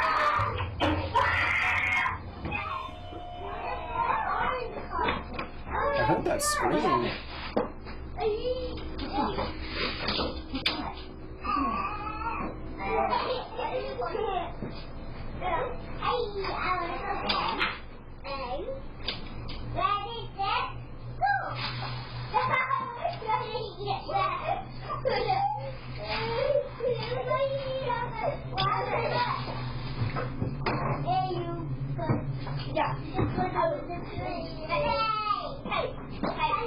I don't know what I'm supposed to be looking at. There's so much happening. Oh! Okay, that's not something I could miss. Did you do that? Were you in there? Were you in there? No. Who knocked this over? Who knocked this over? Maybe it was just air. Yeah, what was it done? Good. Well, I couldn't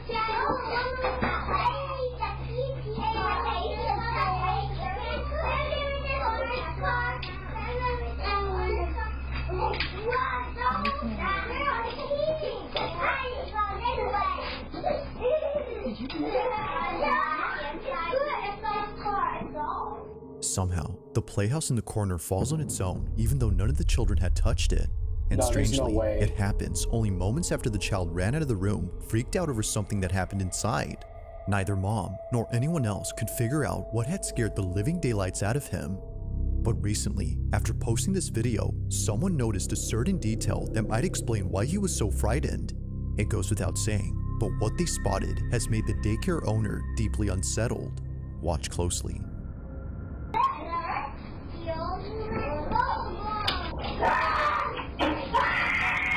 There's something on the ceiling. Oh! Oh no!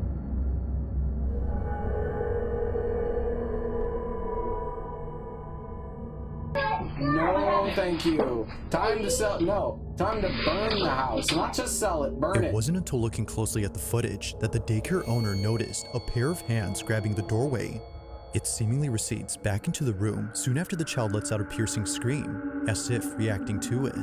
Now, after seeing many comments on this, the daycare owner's daughter, who posted this video, makes another video giving an update on this whole situation. I wanted to quickly show you exactly what it was that was scaring the little kid that my mom was watching. So pretty much the house, and obviously it's pretty hefty, so it really doesn't make any sense that it would just fall on its own like that. And this is the room. The crazy thing about this is that there was like markings at the top of the entranceway of like the doorway, and I guess in the video you can see hands gripping onto the doorway. Yeah, heck to the no. I don't really know what to make of that. I thought at first that it was like bugs or something like that, but Nah. it looked almost like two hands like gripping on the top, like leading into this room, just like. But the main thing, and the reason that the little boy was screaming, is actually in here. We have this covered up for a reason.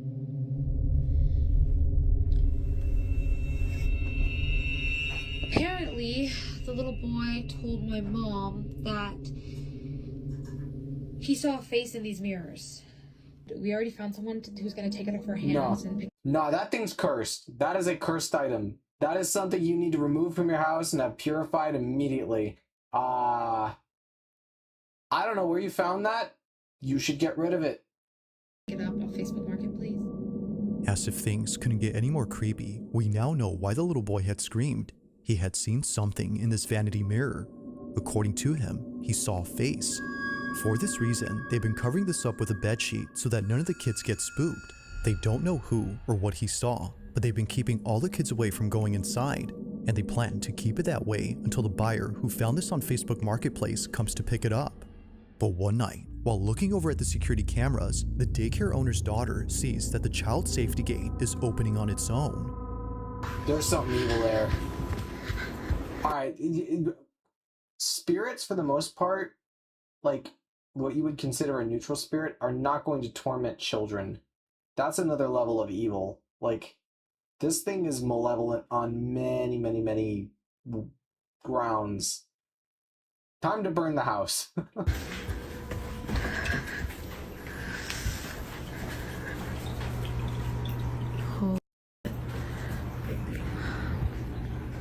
Yeah, whatever it is, it's in that room. That's fucking creepy.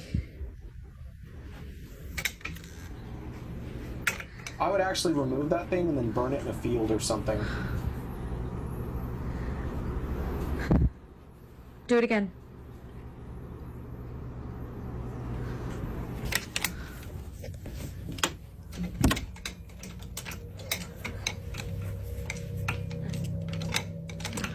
Like, yeah, okay. Do it again. I'll wait.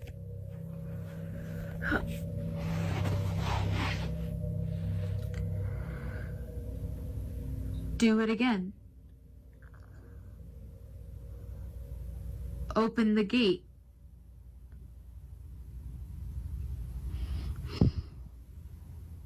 It's gonna have it in there. That drawer's just open.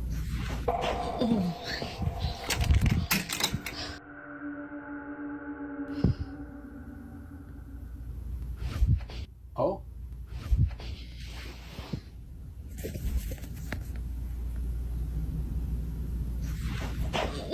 That thing's cursed. That is what is called a cursed object. All right. I might talk about it tomorrow if I have some extra time. I don't know what kind of time that Mass JJ and Navi have, but if there's more time, I want to dive into cursed objects too. I've actually encountered a cursed object in my life, at least one. I'll talk a little bit about that. I'm not going to go into like great detail because the details are kind of sensitive, but I mean, it's nothing that, like, you know, I'm scared to talk about or anything. I think people need to be aware. Cursed objects are horrifying. That thing has been possessed by something evil and should be promptly destroyed. Yeah, nah. Yeah, get out of the house. Out of nowhere, You're not safe. something behind the sheet sticks out. It happens right when she tells the supposed entity to open the gate. Although nothing happens with that, this happens instead. But it's not just this which has caught the attention of the daycare owner's daughter. It's also what appears in the middle of the sheet. After standing up and recording the vanity mirror, two little indents appear on the cover, looking just like fingers pressing from the other side. The thing is though, there shouldn't be another side. The only thing beneath the sheet is the vanity mirror, which doesn't have any moving pieces, but here, something moves. Upon seeing this, she immediately bolts out in a panic frenzy as something with the creepy mirror just happened. She has no idea what was underneath, but whatever it was. Well, at least kudos to her for figuring out what it was that was causing the terror. I mean, sometimes these cursed objects, people just have no idea what they are because they have so many things. Like, let's put it this way. If something started happening in my house and I didn't, like, if it had been an object I've had for a while, there's no way I'd know what it is. I have too many things, unfortunately. She has no intention of finding out or going back into this room. She has since locked the door, making sure no kids get inside. That we're going to keep the room closed off from the kiddos for now so they can play in the rest of the space. While she waits for the buyer to pick up this item, the door remains shut. Now, not much else is known about this story, but even with a lack of info, it's still pretty creepy, which of course is often the case with these videos. But until further updates, this one remains a mystery. Yeah, physical manifestations like that, this thing's evil. Now, No this next question. video was recorded by a nurse who filmed this video for an older woman living in a nursing home. It was 2019 when she took this video, but even to this day, this footage continues to keep her up at night. She recorded this video for the lady since she asked to be filmed. She wanted a video of herself blessing a room where apparently many residents have passed away. The seniors call this the death room because, weirdly enough, whenever a resident stays there, they either get really sick or pass away within a month or two. It's a very odd occurrence, but the old lady plans to cleanse the room and post the video to her Facebook group. But unfortunately, she doesn't post it because things don't go according to plan. This is what was caught.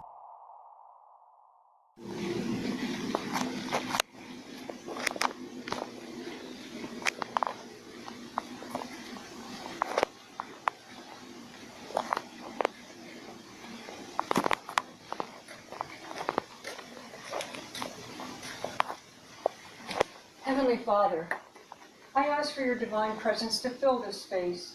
May your light shine brightly through every room, cleansing this home of any negativity, fear, or unrest. Let peace dwell in every corner and love be the foundation of every wall. Bless this home with your protection, surrounding it with your angels, and shielding it from harm and evil. May every door be a passage to your grace, and every window open to your blessings. In Jesus' name. May every door be a passage to your grace, and every window open to your blessings. In Jesus' name. It happens quickly, but the rosary gets lifted. Yet saying that is an understatement because looking closely, it actually appears as if someone had yanked the string of beads. However, no one is there. The only plausible explanation would be that the old lady had moved her arm or wrist, which made the rosary move, but clearly she doesn't. Now, the person who took this is a nurse who works at this care center, and she states that while taking this video, she couldn't help but feel nauseous. She no doubt believes that there's something off with this room and mentions that there have been other incidents involving this space. One particular incident that she can't stop thinking about is when one of her coworkers recorded this. During a group therapy session, which included a therapy dog, this happened. Where's your other sucker? You want to have one? Use it. Sheila. Oh no.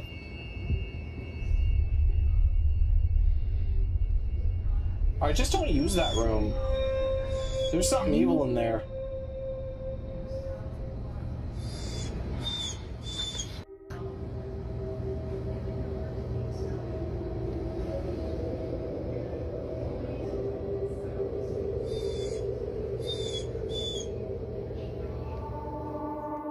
For some reason, the therapy dog breaks away from the group to stare at this room, which happens to be the same room where many people have passed away.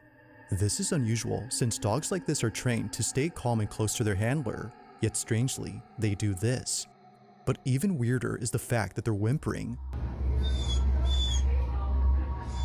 If no one or anything is there, then what was causing them to act this way? Only one answer comes to mind according to the nurses who work here, and it's that the room is haunted. Knowing that the so-called death room has had many elders pass away inside, residents and nurses aren't surprised by this video. But to this day, strange things continue to happen, and it's always, for some reason, involving this room.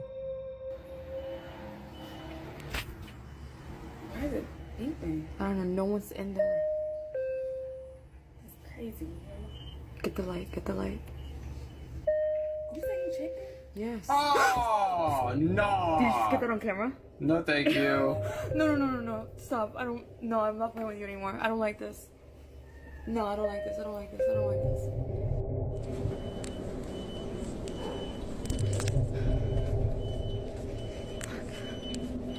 This is insane right now.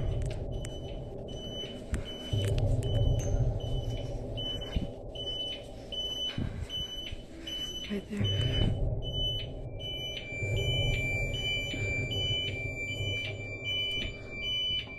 Okay, you're gonna stop this right now.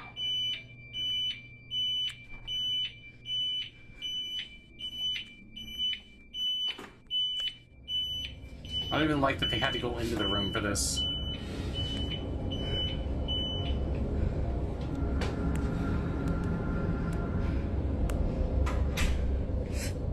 Just like before, the room is empty. Yet somehow, things continue to happen inside as if someone were still living there. It's no wonder why some residents have taken it upon themselves to fix this so-called problem. From cleansing the room to asking the supposed presence to stop the activity, they've done all they could to end the occurrences. However, as it seems, nothing has changed. To this day, they don't know what's going on with this room.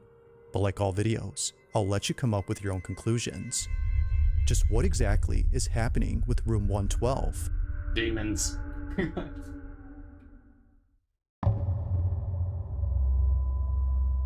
At around 3 p.m. on a quiet Saturday, Bonita Adonis was home alone watching TV inside her kitchen. It wouldn't be long before her husband came back from the grocery store. According to her, it isn't often the case that she has the whole house to herself, especially considering that her relatives are staying over for a few months. But even they are away from home, leaving Bonita completely alone. However, that may not be entirely true, because based on what was captured on a security camera inside her kitchen, this happened.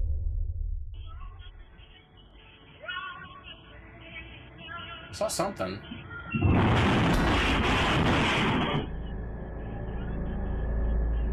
That was violent! What the crap?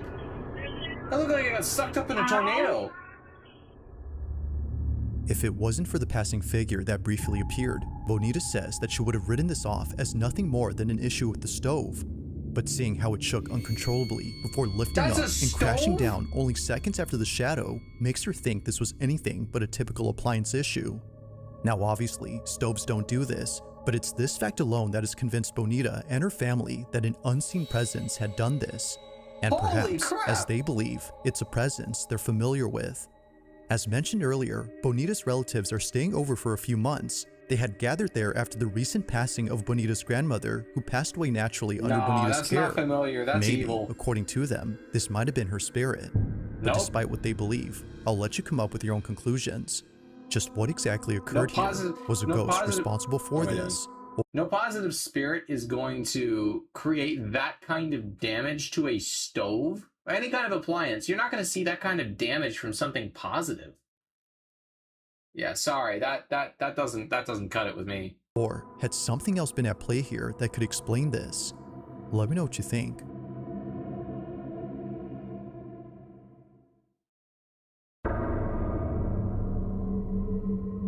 Now this next video was posted by a mother who writes that on August 13 of 2025, her daughter was alone downstairs when suddenly her Ring camera recorded something that has left her extremely concerned.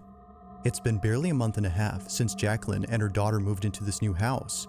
And now, after seeing what happened to her daughter on this night, she's not sure if staying here is safe. While Jacqueline is upstairs taking a shower, her daughter is by herself in the kitchen. Suddenly, this happens. Time blowing off steam. But now at the casino, she's playing to avenge Paul's death. She lures Victor into a trap, letting him gain his confidence, win a few hands just to see what his tendencies are. But then she goes for the throat. Within 4 that hours, was weird, Sally kiddo. has cleaned Victor out, winning the entire $100,000. Oh. Frequently in a poker game like this, because the stakes are so high, emotions are so high, often these disputes are carried away from the poker table. You would become so angry that you would act out violently. Instead of just leaving the game this time, Sally's scared. With her arm clutched, Jacqueline's daughter immediately runs upstairs to tell mom that something had touched her. Perhaps? Jacqueline froze upon hearing the words that no parent would ever want to hear their own child that's say. not a poltergeist. But unfortunately, there's That's evidence. demonic. Something Get that had child out of apparently there. left a mark on her forearm. Now I don't care who you are. I don't care if you're dead, alive, or undead, or not unliving. You do not touch a child. That is, what is wrong? Oh my gosh. I'm so upset. Jacqueline states that this photo was taken only minutes after being told by her daughter, at which point she reviewed the footage from downstairs. Seeing no one else around, she wasn't sure what to make of this, but seeing the bag on the couch move on its own and a small object throw itself at her daughter has led her to believe that this was supernatural. The entire $100,000. Whether paranormal or not, her daughter's suddenly crying and the mark on her arm is pretty strange.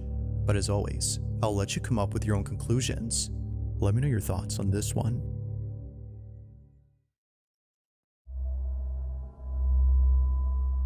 Now taking place inside a family's home, a mother named Courtney films a video of a car seat sitting in the living room. It belongs to her baby daughter, who isn't using it at the moment. However, if she had been, then what just happened earlier wouldn't be so creepy, because according to mom, it was just then that the car seat shook on its own.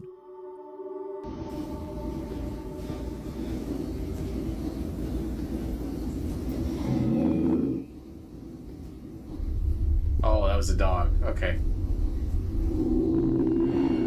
Oh, that dog does not like that car seat. Literally nothing here. My baby is sleeping. Don't have a remote. It just did its own thing.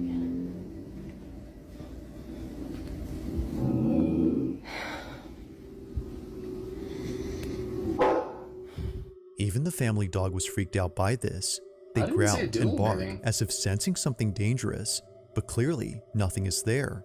If a couple of toys had been there, then one could argue that the shaking was mainly due to a child's toy that vibrates. But as Courtney explains, that wouldn't be possible because the way it shook was too intense for any toy to generate. The car seat had done this on its own. While nothing in this video seems to show what it could have been, it's the following video that Courtney shared where things get much weirder. According to her, there had been another creepy incident just like this, but unlike recently, this one has left her terrified. While folding laundry and listening to her favorite podcast, this happens. I'm just gonna give this one video a chance. We'll see how it goes. And we drive there, it's 2.5 hours away, and it looked exactly like my vision. And immediately in my heart, like I cannot explain the feeling in my heart. Like it just felt warm, and I'm like, this is it. Like this is my vision. And you guys are like, wow, this sounds like such an amazing story. God is good. God is great. He is all the time. But there's more to it. And this is just. That dog's definitely spooked by something. God really, he just loves us so much. But so I secured that wedding venue. It's great. Everything's good to go. I signed the papers. I called Drew. He was like, sick at the PA school at the time. Something's moving on the. He could have toured with me at a test that day. And he was like, this is it. This is my vision. I thought I saw something moving. Was this moving? Fast forward to the wedding day. Oh! Oh! That definitely moved! It says it's going to pour down, storm down. Yeah, there's something that's not happy with her in that house. Not only that, it's going to be hot. Like something out of a horror movie, Courtney's dog begins to growl in an empty space. They walk slowly and cautiously, as if scared to approach whatever is there. Then, after leaving the room, this happens. A baby bottle slightly moves before plunging right next to Courtney. Naturally, she gets up and leaves in a panic frenzy with her baby. Something weird had just happened, and she wasn't having it. Now, despite there being not much info on the story, it's pretty clear that something strange is going on at Courtney's home, whether it's a ghost or not. These two occurrences have no doubt scared the living daylights out of her. But for now, as with most videos, this one remains a mystery. If you caught something creepy on camera, or if there's any ghost videos you'd like me to check out and include in the next compilation, you can send them over to scaryvideos444@gmail.com. That being said, let's get back to the video. Now this final segment features a few clips that all come from a bakery in West Virginia, and it goes without saying, but each video is pretty creepy. The bakery in question is known as Rock City Bakery, and recently, the co-owner of the shop has been posting videos that she wasn't able to share until recently. Now according to Morgan, the co-owner, all these incidents that were caught on camera are thought to be the doing of a ghost that all employees call Harry. Harry apparently has been responsible for all strange things that happen at work, from kitchen trays that fly off the counter to heavy equipment that appears to be pushed by an unseen force. It's safe to say that the bakery has seen a lot of creepy stuff. But nothing compares to the following two videos that were caught at this bakery. According to Morgan, these are videos that she doesn't like to watch as it makes her feel uneasy when she comes to work. Now just for context, Morgan would always find misplaced items around the shop. But the one item that's commonly found in odd places is a plastic bowl that's shaped like a spider web. There's actually more than one of these, and for some reason, each one is usually found in places where they shouldn't be in. Morgan believes that Harry, the ghost, is responsible for this.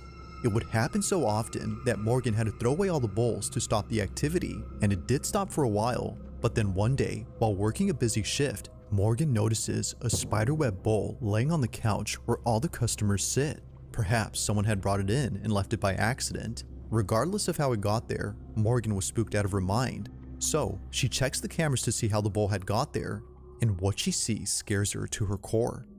According to Morgan, it appears as if the bowl had morphed out of a painting inside their shop. Have a look.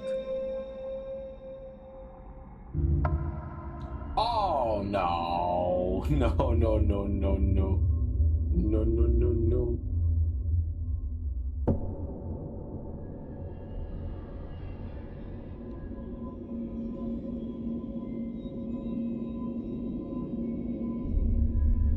Like viewers, Morgan doesn't know what to make of this. It looks as if the bowl came out of the painting. She believes that this had to be Harry somehow doing this as an attempt to get back at her for throwing the bowls away. While it's unsure if that's the case, another incident similar to this one was caught on camera that's made her and everyone else at the bakery pretty unnerved. During the late hours of the night, this happens.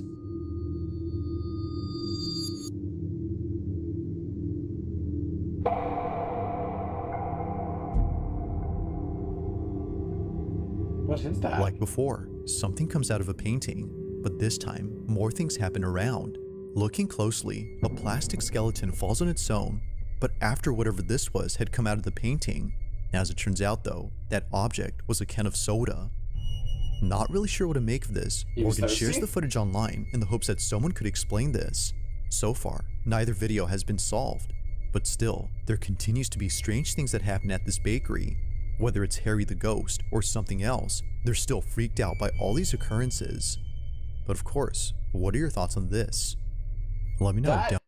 That ghost is crazy powerful if it's able to manifest physical objects. I've never heard of that before. That is like, that's the next level. This thing is, if it's demonic, it is on another level. This thing is like a prince of hell, basically.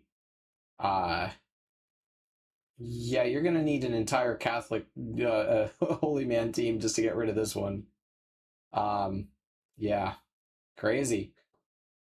But you know what, guys? It is getting late. I think that is the last, that's the end of that video, and this is the last one I'm gonna do for tonight. I'm getting pretty tired. I have some ideas of other stuff we can do tomorrow if Mass, Navi, and JJ aren't able to be there for the whole thing, which is understandable. You know, I don't expect anyone to hang out with me for 6 hours. I can't even take me for 6 hours. But with that in mind, I'm going to plug in here. Let's put that music back on. There we go. Get the spookies. Yeah, so, oh, let me put this away. There we go. Yeah, so I will be back tomorrow. It's going to be 9 p.m. Eastern is around the time I'm looking to start. Hopefully that's a good time for everybody. I don't know if I'm going to be starting with Navi, JJ, and Mass. Hopefully everyone's available around that time. We'll just get right into the game. Games, plural. We'll see what everyone's able to do. But one way or another, we're going to hopefully see all three of them throughout the night and then be able to celebrate Halloween together. Guys, it's finally here. I'm so excited. I'm so excited. I get a party I get to go to on Halloween. Had to do some finagling at work for that one, but yeah, very excited. This is the most like festive Halloween I think I've had in 6 or more years, maybe 7 or 8 years actually. So very exciting. Not that my family really decorates or does much for Halloween, but the best part is I get to spend it with you guys. You guys are the best. I'm looking forward to hanging out with you guys a bunch, have a bunch of fun, eat some candy. I am not going to be watching what I'm eating tomorrow. Candy is on the menu, so definitely going to do that. And again, thank you guys so much for tuning in with me, for hanging out with me for the time that you were here, and hopefully you enjoyed this rather educational episode of I don't know, Micah streams. I don't know what to call it. It's the 13 days Halloween countdown. Anyway, tomorrow's the finale. Yay! It's gonna be a long, long finale. So, if you're on Eastern time, you should be able to catch me. If you're in Europe, you should be able to catch me. And if you're on Pacific time, you should be able to catch me. I'm so excited. I can't wait to see you guys there. But without further ado, I'm gonna head off. I'm very tired. I'm gonna go rest and prepare. I can't wait to see you all there tomorrow. Have a great night, everybody. Yeah, have a great night. Take care.